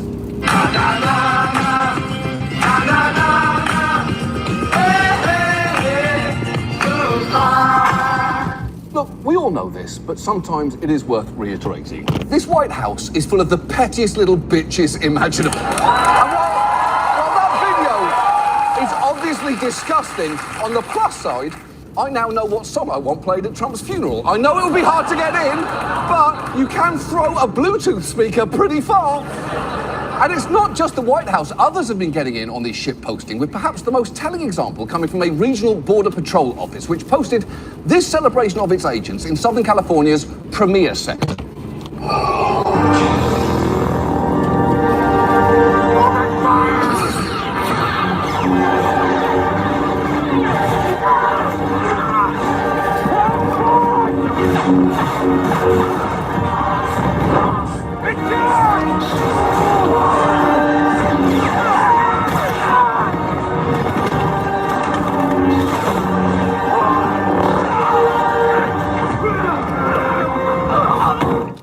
Okay. If I may quote an insufferable man on a first Bumble date, have you ever seen Star Wars? Because that's pretty famously the bad guy. Imagine how morally bankrupt you have to be to watch the most famous villain in cinematic history murdering a bunch of people, some of whom are literally begging for help, and think he is so us. But for all the administration's talk of targeting dangerous criminals, the reality is very different, as this LA neighborhood found out. An abandoned cart, the only sign that Enrique, the ice cream man, had been taken into custody. Enrique had been selling ice cream in the area for almost 20 years. He was a part of community events, and neighbors insist not a threat. I just don't understand it. Like, go after a criminal, don't go after the ice cream man. Many can't believe how he was taken, they say, by unidentified men in unmarked SUVs. Doesn't seem legal to me at all.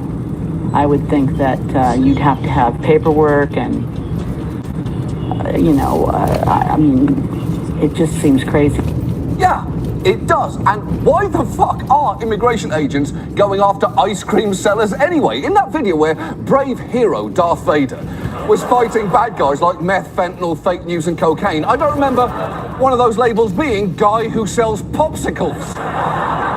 But that woman saying, hey, this doesn't feel legal, raises a question that a lot of people are asking right now. So given that, tonight, let's talk about immigration enforcement and try and answer a few things. What the fuck is happening right now?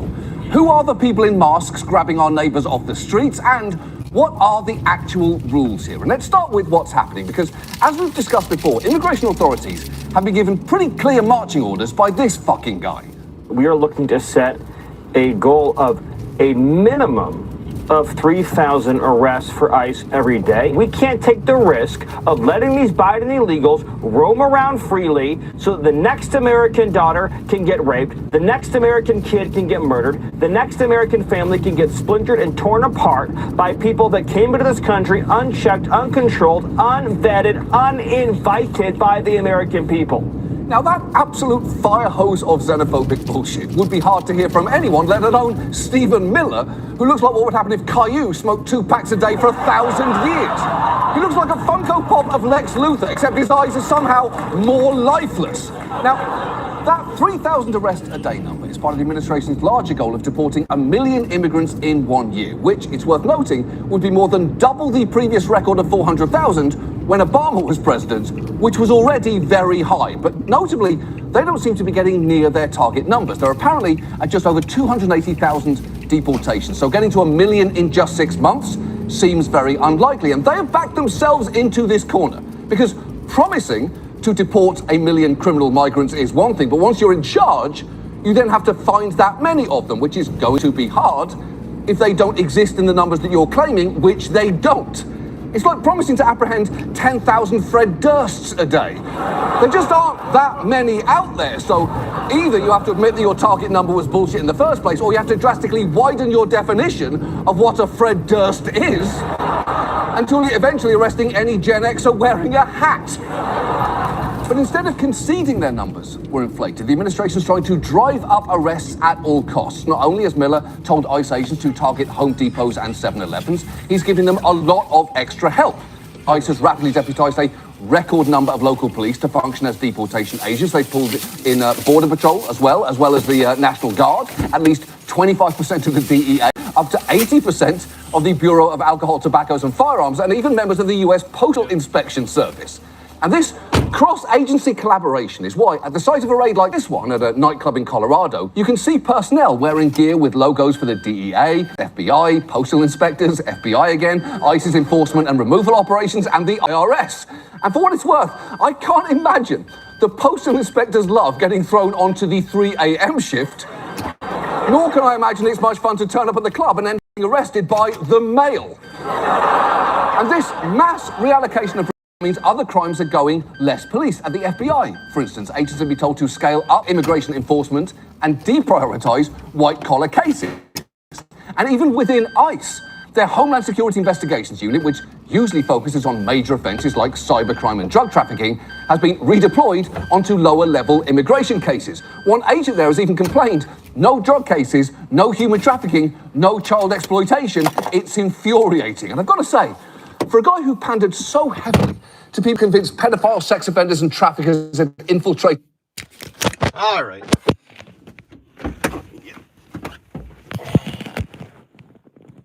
Well, Natalie, what did I do with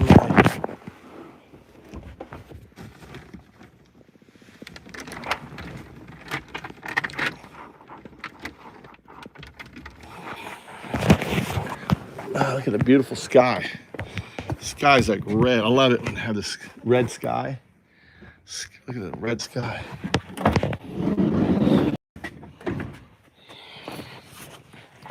Go for a walk.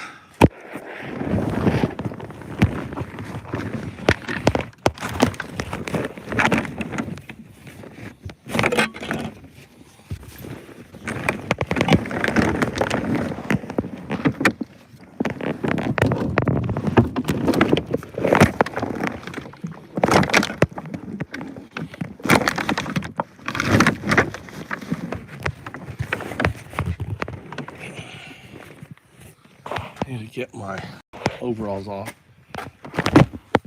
This sky. Crazy sky.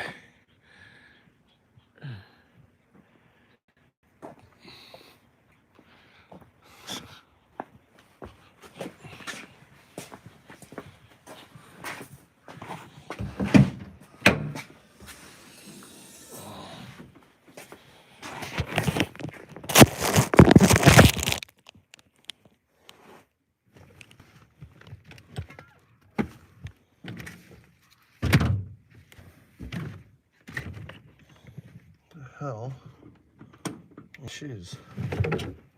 Oh, God damn it. Lost them. Got to fill up.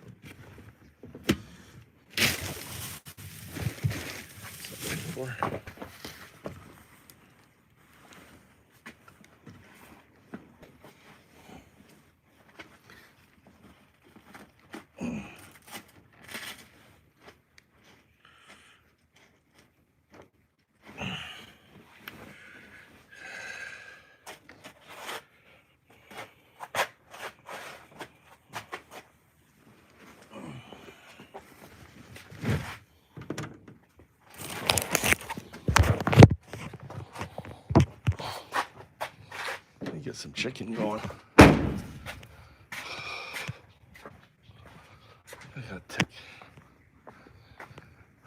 Let's get some chicken.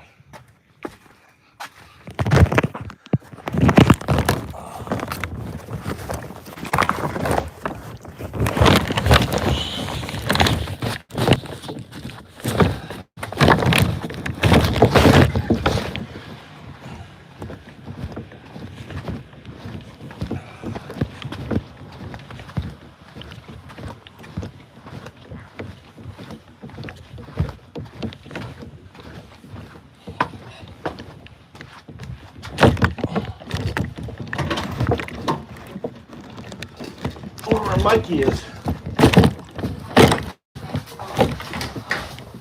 What festival?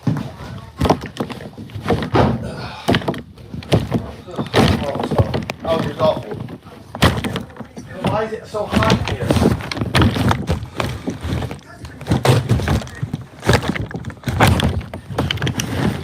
It's so hot.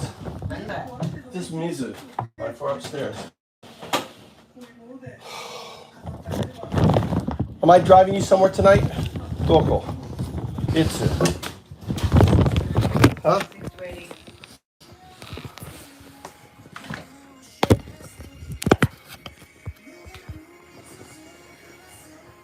Buffering. I cooked dinner for Tommy. I wasn't even paying attention.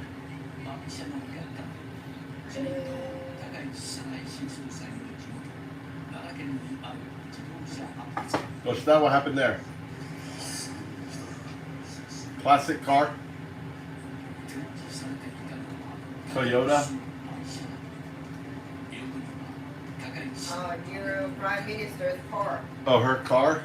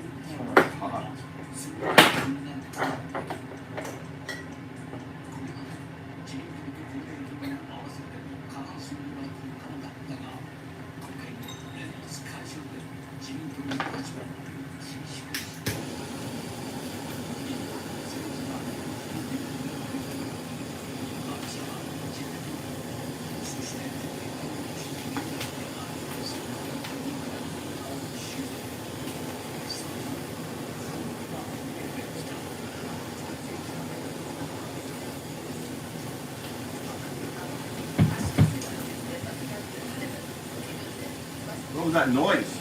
Did you hear that noise? Yeah. What was that? Oh.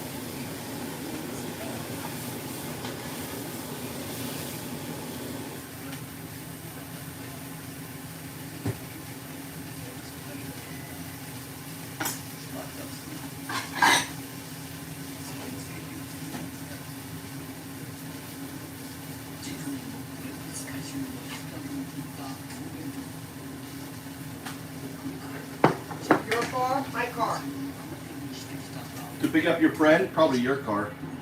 No, you don't need to pick someone. Huh? That's me. I'll take my car.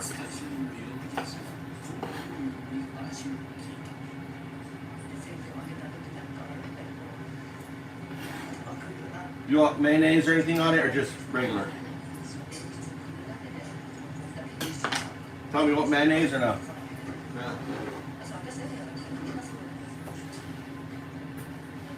How was my Pima? Huh? How was my Pima? Hey. Let's go, Mom. Very nice ball. Huh? Very nice ball. Date. Love, love. Love, love. Love, love. We're going dancing.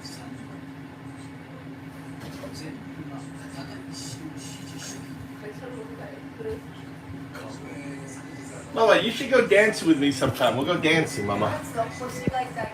I'll do the dancing. You just do the watching and drinking.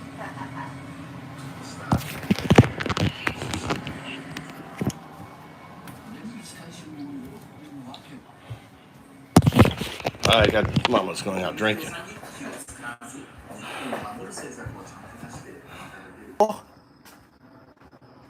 Where am I taking you?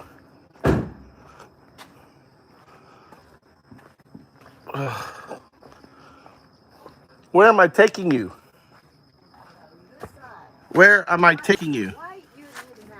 I was thinking about maybe getting if I'm. Why are you so loud? Where am I taking you? Why are you so loud? No one's listening. No, 本当にうるさいよ。 No one's listening. 本当にうるさい。 No one's listening. Where am I taking you? 駅前。 Where's that? 駅前。 What, to the little restaurant? 違うよ。駅前よって。 Where's 福井駅前。 So I should take the cake. Station. What? Station. Changed my mind. Let's take your car. Okay. Gas. Unbelievable. Gas? All the way to the station. That's really far away. Yeah, really far away. That's why. Nande? That's my car. Why all the way to the station? Yeah. Why can't you find like my worker come from the here in Sabah.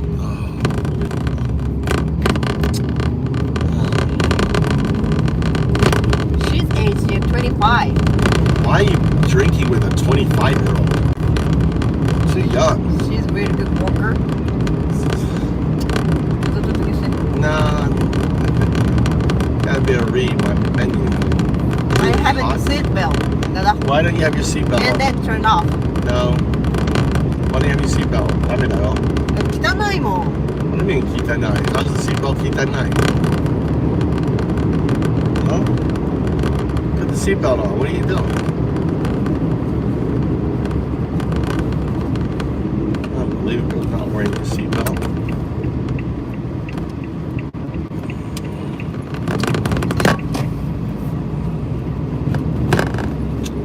And what time am I picking you up? 10.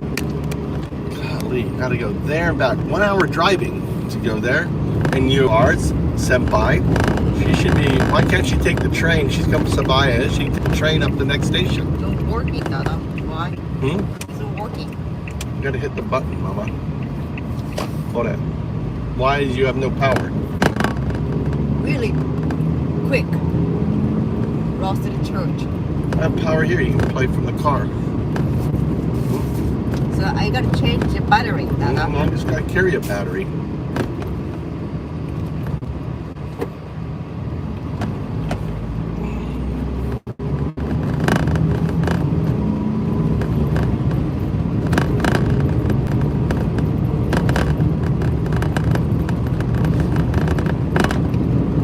I gotta change my battery, Dada. Then it's on you. I'm not paying for your damn battery. Dada, I gotta change my battery, Goes Dada. off, then you pay. Yeah, okay. Damn curtain. Not me. Don't come to me about it. Not that. Huh? Not that. Keckle this. You, how many iPhone did you get? Oh, do you want one of my iPhone 11s? I'll swap. What do you have? What is that? 11. Okay, we can swap my brand new iPhone 11. Huh? You stick your card in it, right? And I'll stick my card in that. I don't need a Card? You can switch switch the card. I don't even have a card in mine, so you can just stick your card in mine. And I think 11? Mm-hmm. Mine's 12. What do you think? 11? Doesn't matter, it'll work.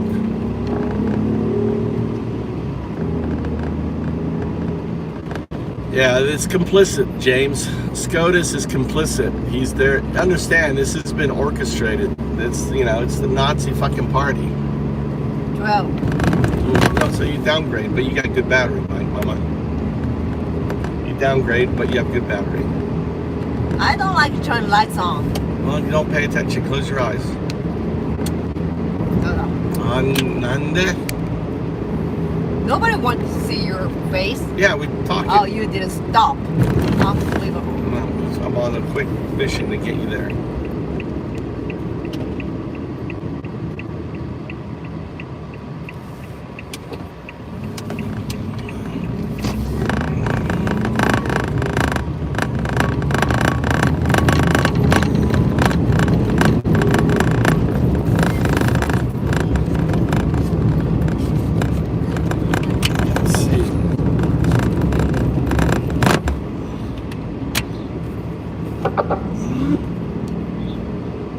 Now touching the kid, really dangerous だな。本当に危ない。I'm not even looking at it.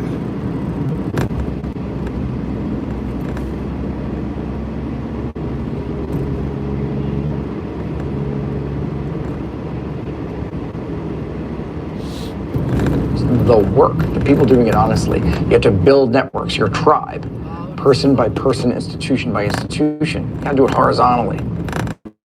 This is what defense looks like now. Not appealing to what fail to protect you in your moment of need, but becoming authorities who protect each other through commitment to the work.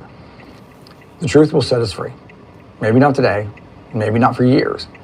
Remember that it takes years for resistance movements to get going anywhere, even under the most oppressive regimes. The French resistance didn't get going until 2 years after Nazis began their occupation.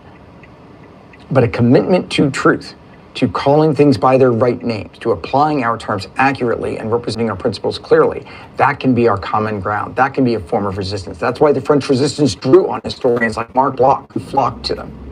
And it doesn't matter what letters you have after your last name, what partisan camps we're supposed to inhabit. When you're driving, start driving down, start 3.5%. Really 3.5%. When you're right where it's in red, we just stop. You didn't touch it. Why when you started driving, you started to touch the Keita? Really bad, Dada. I know, really bad.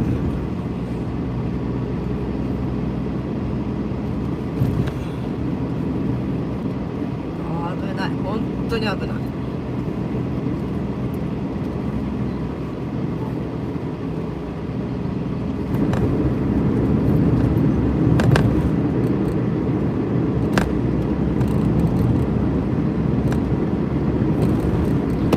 If I told you that every authoritarian regime, every corrupt system, every brutal status quo in the last 100 years could be cracked wide open by less than 4%. 他人が貪欲になっている時に恐れ、他人が恐れている時にだけ貪欲になれというウォーレン・バフェットの名言がある。不安定な株式市場 to a weekend of nationwide protests that were originally planned in response to Trump's military parade of the population. That's not fancy. It's math. It's history. It's the 3.5% rule. Now, TikTok may have just found it, but tonight I'm going to unpack it. Welcome to the Beard Signal. I'm JP Dunphy, and we're about to break the spell. First and foremost, where did that 3.5% rule come from? So back in 2008, a political scientist named Erica Chenoweth started researching the effectiveness of nonviolent movements, honestly, as a skeptic. She believed that peaceful protest was noble but weak, realistic but ineffective. But then the data came in. So she and a fellow researcher, Maria Stefan, studied 323 major resistance campaigns from 1900 all the way to 2006, ranging from civil rights to revolutions. And what they found blew the doors off conventional wisdom, which was that nonviolent movements were more than twice as effective as violent ones. Twice. And that's the headline. Every single movement that has reached 3.5% participation has never failed. Not sometimes, not most, every single one. So this is the 3.5% rule, and it should be engraved in every protest sign in America. Now, let's be clear. This does not mean that hitting 3.5% automatically makes you win. It means that in over a century of real-world examples, those who sustained that number and did so non-violently cracked the system. The message is that you don't need a majority. You need momentum. And that's a damn good plan. Fast forward all the way to 2025. And this old academic theory has now found a second life on TikTok. Hashtags like hashtag 3.5% rule, hashtag protest math, and hashtag Gen Z resists explode in June. Over 240 million views combined on this. Now, young creators are taking clips of Erica Chenoweth, layering them over protest footage, anime edits, activist memes. And the hook is simple. We don't need everyone, we just need enough of us. And honestly, that's powerful. It's also dangerous because the algorithm doesn't do nuance, right? TikTok can make the 3.5% rule look like a hack, a cheat code, or a silver bullet, but what it really is a threshold, not the end, the beginning. All right, so let's just look at where this theory actually worked, not just in theory, but in history itself. So the Philippines, people power, back in 1986, literally when I was born, 1986, over 2 million Filipinos took to the streets in Manila. They represented about 5% of the population, but within days, the dictator Ferdinand Marcos, who'd ruled for over 2 decades, was forced to flee the country. Not a single shot fired, no civil war, just sheer people power. Now in Serbia, Oct18, a decentralized youth movement full of graffiti, memes, and sarcasm, Oct18 mobilized over 3% of the population against Milosevic, who rigged elections and ruled in fear. The movement kept it fun and relentless. And Milosevic, gone. Sudan, back in 2018-2019, women led sit-ins. Students organized strikes. The population pushed past 3.5%. The dictator, Omar al-Bashir, was deposed after 30 years of power. Right? The world barely noticed, but Sudan's people knew what they did. Tunisia, the Jasmine Revolution back in 2011. One fruit vendor set himself on fire. That act sparked a reaction that saw over 3.5% of Tunisians protest in the street. Let me explain the 3.5% rule, where it comes from, because there's something called, and you can look it up, James or Kieran if you're here, right? It's called the law of market diffusion, right? It's a law. And the law of market diffusion says that 2.5% are the innovators. The rule 3.5% is actually 2.5%. So instead of 13 million Americans, it's like 9 billion Americans. No kings is halfway there, right? That's why they fear no kings. The 2.5% leads to the 13% leads to the early majority, which that's the early adapters. 13%. That leads to, early majority, which is 32.5%.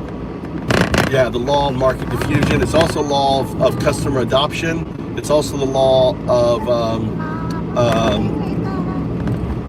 it has a bunch of names. It's all the same parabola. So it's a parabola. But but the threshold is 2.5%. So we're innovators. We are this channel here.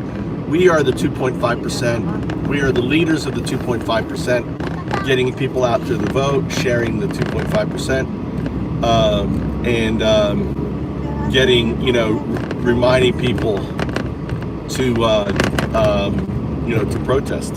The only thing that's going to stop Trump now is protest. And they're going to try to criminalize it and everything else. It won't work.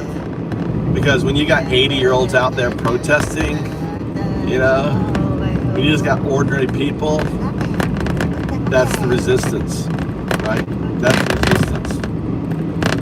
And just peacefully, let them beat you up. Take a punch, take a hit, like the old man being pushed back, all of that is adding more people to it,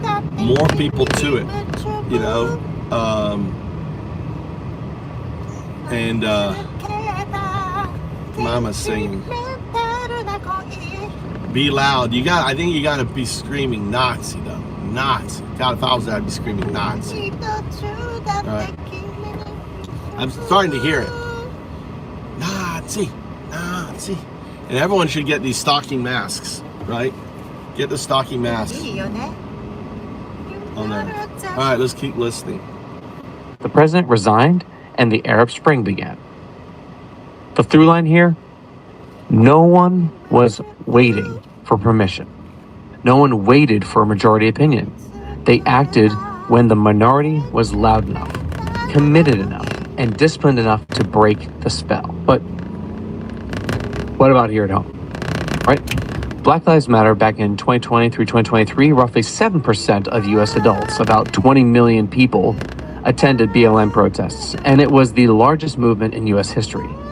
It changed policies in cities across the country, influenced corporate culture, shifted national dialogue. But it also exposed something crucial, which was mass participation is necessary, not sufficient. Sustained structure and political leverage is the next step. Things like Occupy Wall Street, brilliant branding, vital message, no structure. The movement fizzled out, not from a lack of passion, but from a lack of direction. Now you also have, just recently, the No Kings protest in 2025. 3 million people rallied in 46 cities after Trump federalized the National Guard without consent. Now that was roughly 0.9% of the country. It shook the establishment. Now imagine what happens when that number triples. All right, so let's talk about 3.5% and what it actually looks like here in the US. Now with a population of 332 million, that's about 11.6 million people. Everyone in New York City and Phoenix in the streets, not for one day, but sustained action is what that means, all right? City level mobilization, walkouts, sit-ins, marches, shutdowns. You can also have general strikes, work stoppages with political demands, boycotts, like corporate economic disruption. That's already been happening since the start of this administration, frankly, going against all these massive billionaires that are out there and their actual things. So like Amazon strikes, Walmart strikes, all these various strikes across the country. And it made a little bit of an impact. Did it make enough of an impact? Still yet to be seen, but it made an impact. Then you also have cross-issue alliances like labor, climate, racial justice, reproductive rights, and anti-authoritarianism. You don't need to agree on everything. You just need to agree that the current system isn't working, and it's time to make it ungovernable. So you might be asking what this 3.5% will look like in real life. All right. So you don't need millions of people all in DC. You just need 1,000 people in 1,000 cities. Maybe it's 800 in Kansas City doing a sit-in, 2,000 in Philly striking their Amazon warehouse, 4,000 students walking out of schools in Texas. We win when power of participation ripples across the spectrum. We win when the cost of ignoring us becomes higher than the cost of change. Now, here's the thing. Governments do push back. If we know this rule, believe me, so do they. And that's why governments are already building barricades. Things like anti-protest laws, all right? 41 US states have passed or proposed bills since 2023 to criminalize protests, which, by the way, is completely against the First Amendment. So go fuck yourself on that, guys. But some make it a felony to block traffic, which I don't fully blame them on that one, honestly, but some let drivers actually hit protests with no legal consequences. Looking at you, Florida. That's fucked up. Obviously, if you're in fear for your own life, that is, of course, a caveat to that law, but still, it sort of makes some people actually go looking for it and then use that as the justification. So there's always people that are going to find weird loopholes and try and make it work for themselves. So you obviously have to look against that. There's also been a push for digital surveillance, so facial recognition, TikTok data scraping, social media scans. Organizations are being flagged before they even meet. Then there's also corporate interests. So fossil fuel companies have funded laws criminalizing protests near pipelines and what they deem as critical infrastructure. You know, they're protecting profits, not people here. Let's just be completely honest and call it what it is. Another one is, of course, militarization, the federalization of the National Guard in LA. That wasn't about safety. That was the message. Stay in your place. Our message is go fuck yourself, which is what it should be. You know, that's kind of against the law to do that. You know, the military can't be used to aid in state shit. You know, period, the end. There is federal law that is being broken in the time, and you can't create federal law out of whole cloth, which they haven't done. They're trying to, but it hasn't been happening yet. Another option is, of course, global suppression. So from India's internet blackouts to the UK's noisy protest ban, authoritarian tactics are going multi-international. But out-organizing the crackdown is kind of important here. So the main thing here is, how do we push back? Frankly, you have to be decentralized. So you can't arrest a movement without leaders if everyone leads locally. There's also digital security. Use Signal, use Proton Mail, encrypt group chats. Know your rights. Teach each other. There are books on this. Know your rights. Legal defense funds. Every protest should include jail support. Every single movement needs bail money ready. Another thing is, of course, joy. Always joy. Make sure to laugh, dance, sing, and hope is the most rebellious emotion in the world. So, strategical blueprint. Disrupt, delegitimize, disinfect. That is the proven framework. Disruption, shut down the systems until inconvenience becomes unbearable. Delegitimization, expose lies, corruptions, and hypocrisy and make it shameful to support the regime. And defection, pull insiders out. From cops to bureaucrats, defectors crash the system from within. That's how regimes fail. Not in a Yeah, Rotary. I wanted to drop me off the By the post office? post office. Fukui post office. Around there. On there. But you don't need to turn left. Just to the I want to get off to the that road. I don't know where it is, the place, actually. Well, look on your phone.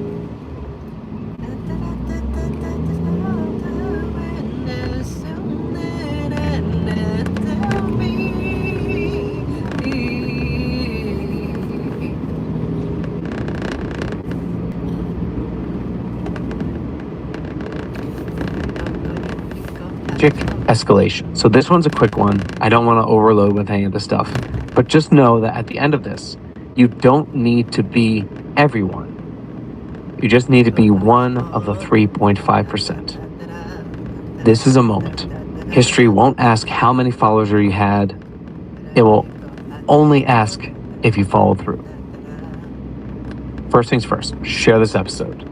Join a local group tonight. Organize one act of disruption in the next 30 days. 11 million isn't unreachable. It's just unignorable. I'm JP Dumpy. All right, January, we've got October 18, guys. So, you know, hopefully we'll have a great turnout.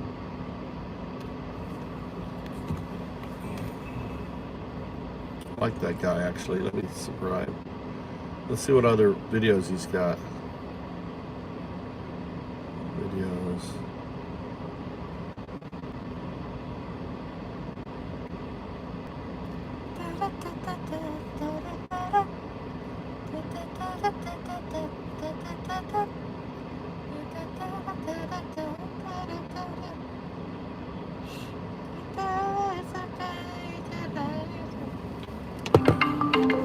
Welcome back to the Bearded Signal, the podcast where common sense gets a microphone and personal estimation here, and disagree if you want, but I'm talking about the one that's happening between the obscenely wealthy and unchecked technology.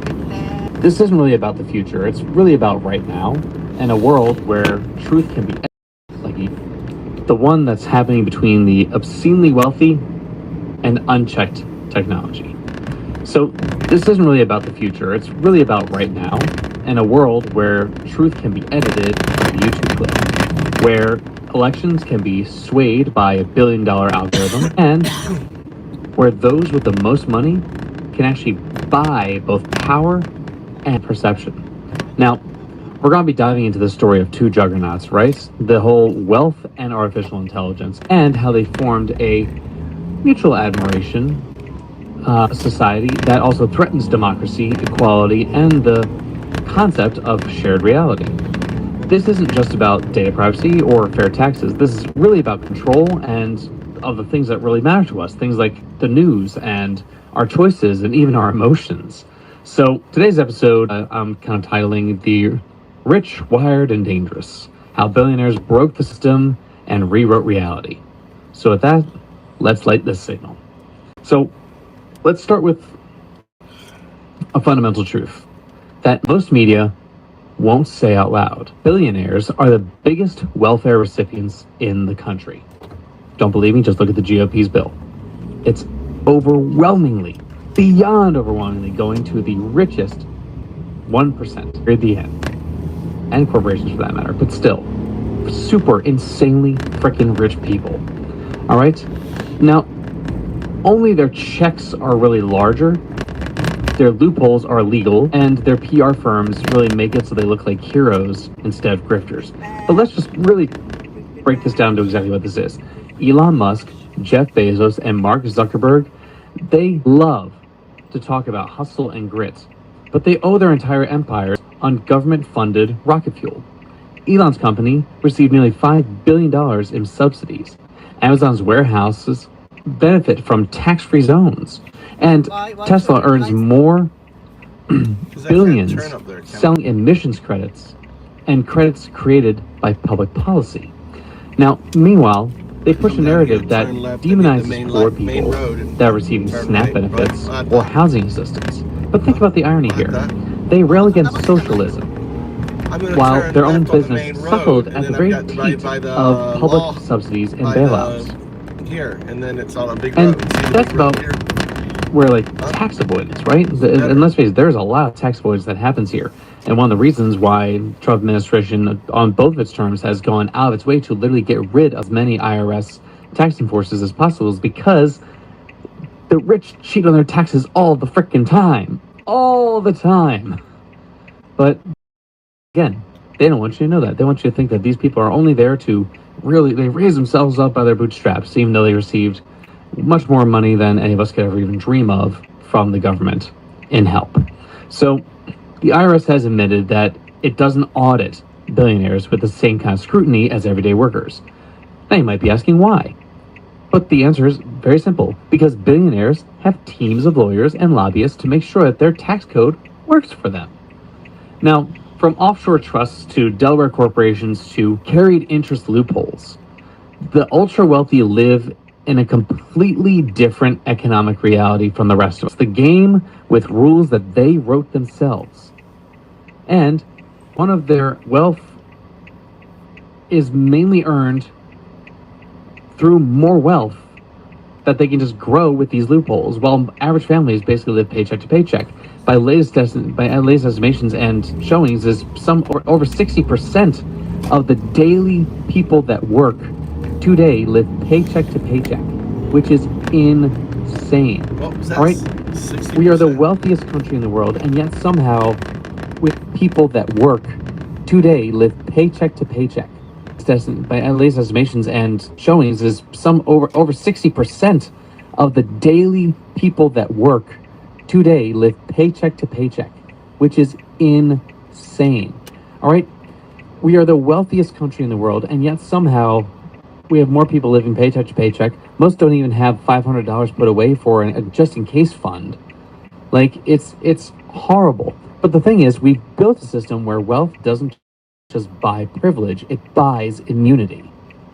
Let's just be completely honest. Donald Trump lived this life during his entire time when he was not president, where he should have been prosecuted fast, quick, and easy. He basically delayed. Why? Because he has money to do so. He got sued and prosecuted for sexual harassment and had to pay over $10 million to it. If that's nothing, that's a drop in the bucket for him. But let's also not forget the pandemic, right? Back in 2019, 2020, 2021, when all this stuff was kind of happening and Main Street businesses were left scrambling while Wall Street got trillions in quantitative easing.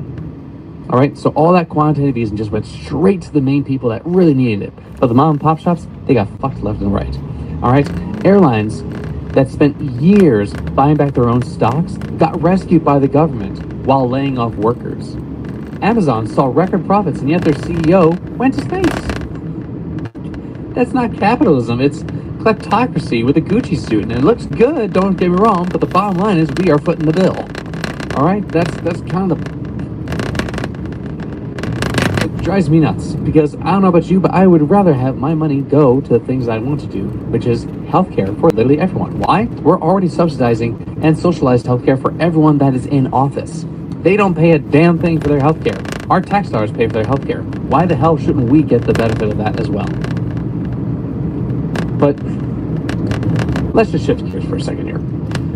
Let's shift it, taking off that for just a second. We'll get back to it, don't worry. And go instead to the whole techno mirage. All right, the promise of artificial intelligence being the next great revolution. But the real question is, revolution for who? All right, you've heard every single headline that AI will replace jobs, that it'll cure disease, that AI will write your term papers. But here's what they don't say. AI is also rewriting the truth, spreading propaganda, and selling your personal data in real time. So most so-called AI breakthroughs aren't just algorithms on steroids, all right? They are something beyond what most people can even understand. They don't understand. They predict based on patterns scraped from things like your posts and purchases and preferences. And the real question becomes, who is building these systems? Who's the company owned by? And you guessed it, billionaires. All right, OpenAI, Google DeepMind, Meta, Amazon's Bedrock. All these compete to monopolize your attention, your creativity, and most importantly, your labor. But what happens when deepfakes can actually impersonate world leaders? What happens when fake news and synthetic bullshit just floods TikTok and Instagram faster than fact checkers can even keep up?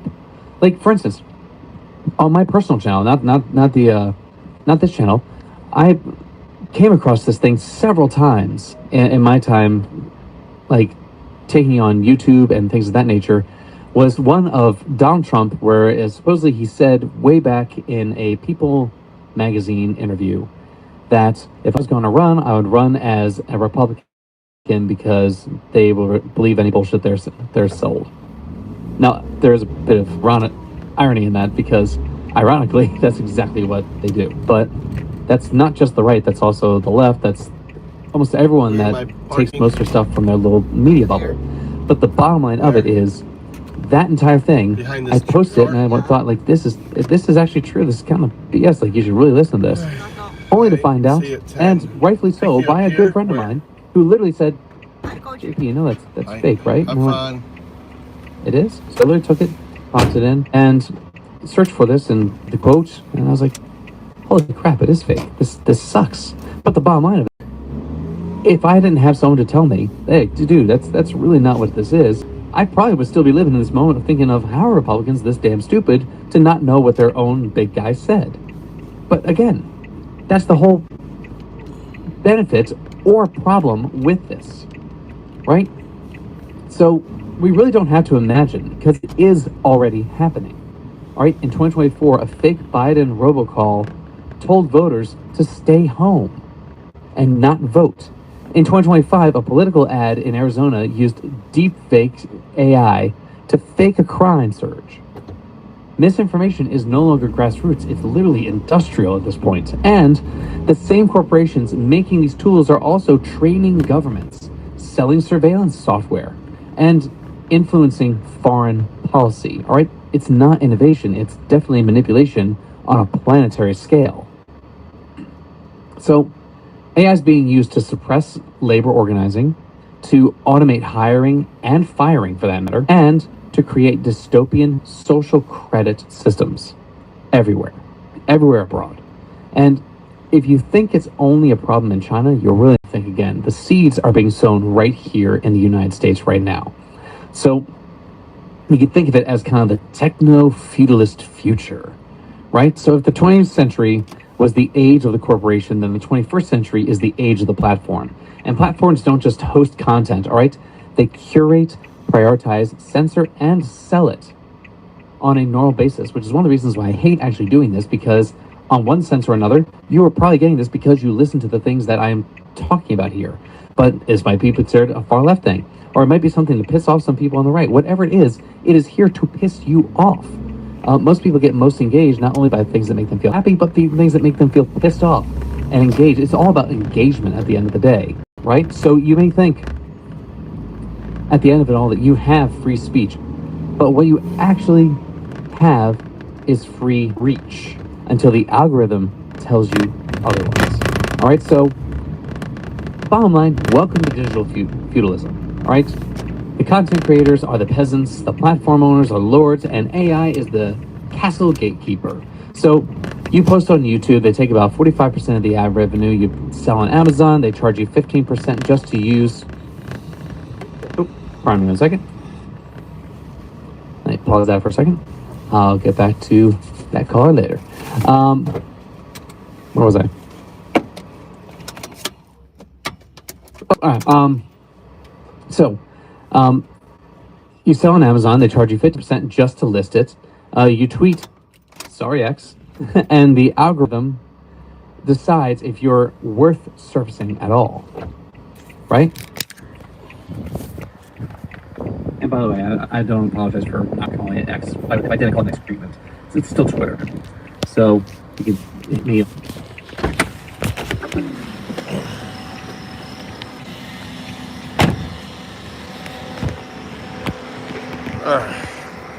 Daddy's gonna get a Burger King. Drop mama off, I'm getting a Burger King. This is downtown Fukui.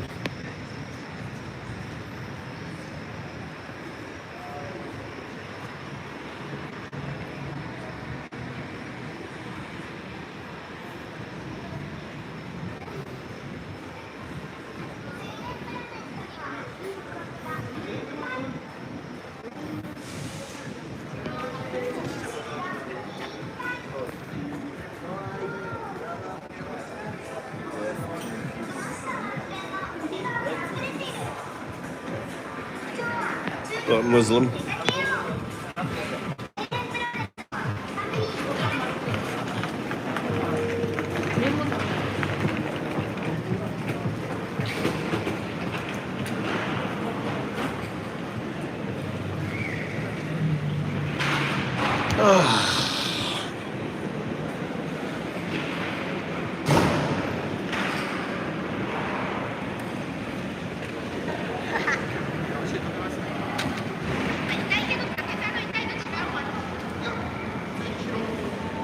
They must have an event here. Look at all that red hair, like crazy hair. This guy here.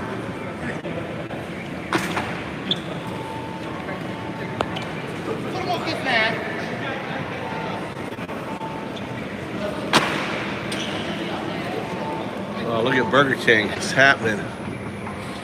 There's a line at Burger King.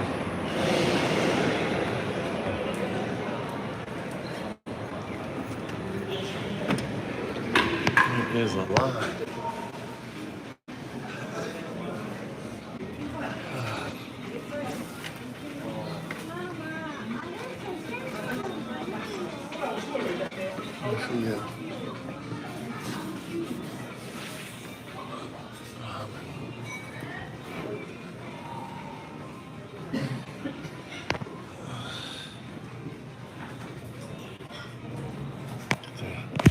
Look at these. Flame, smoke.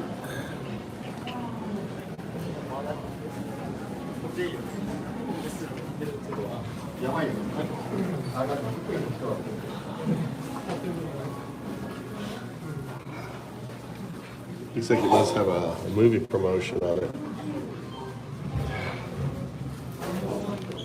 Maybe I should get like the huge thing.